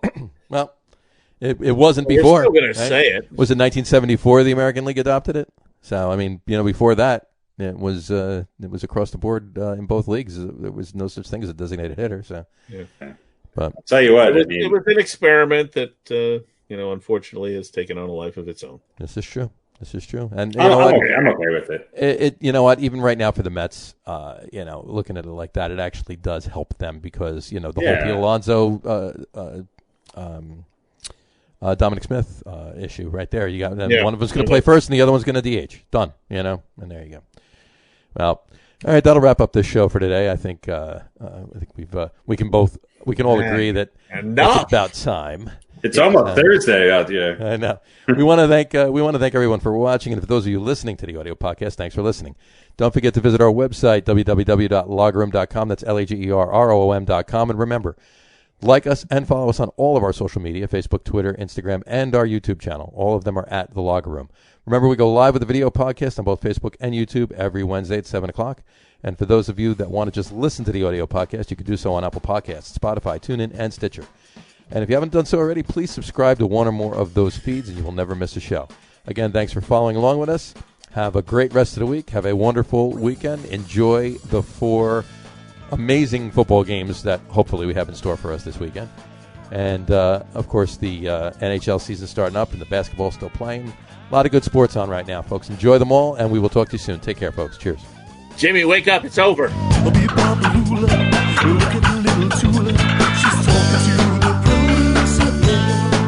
to a cat.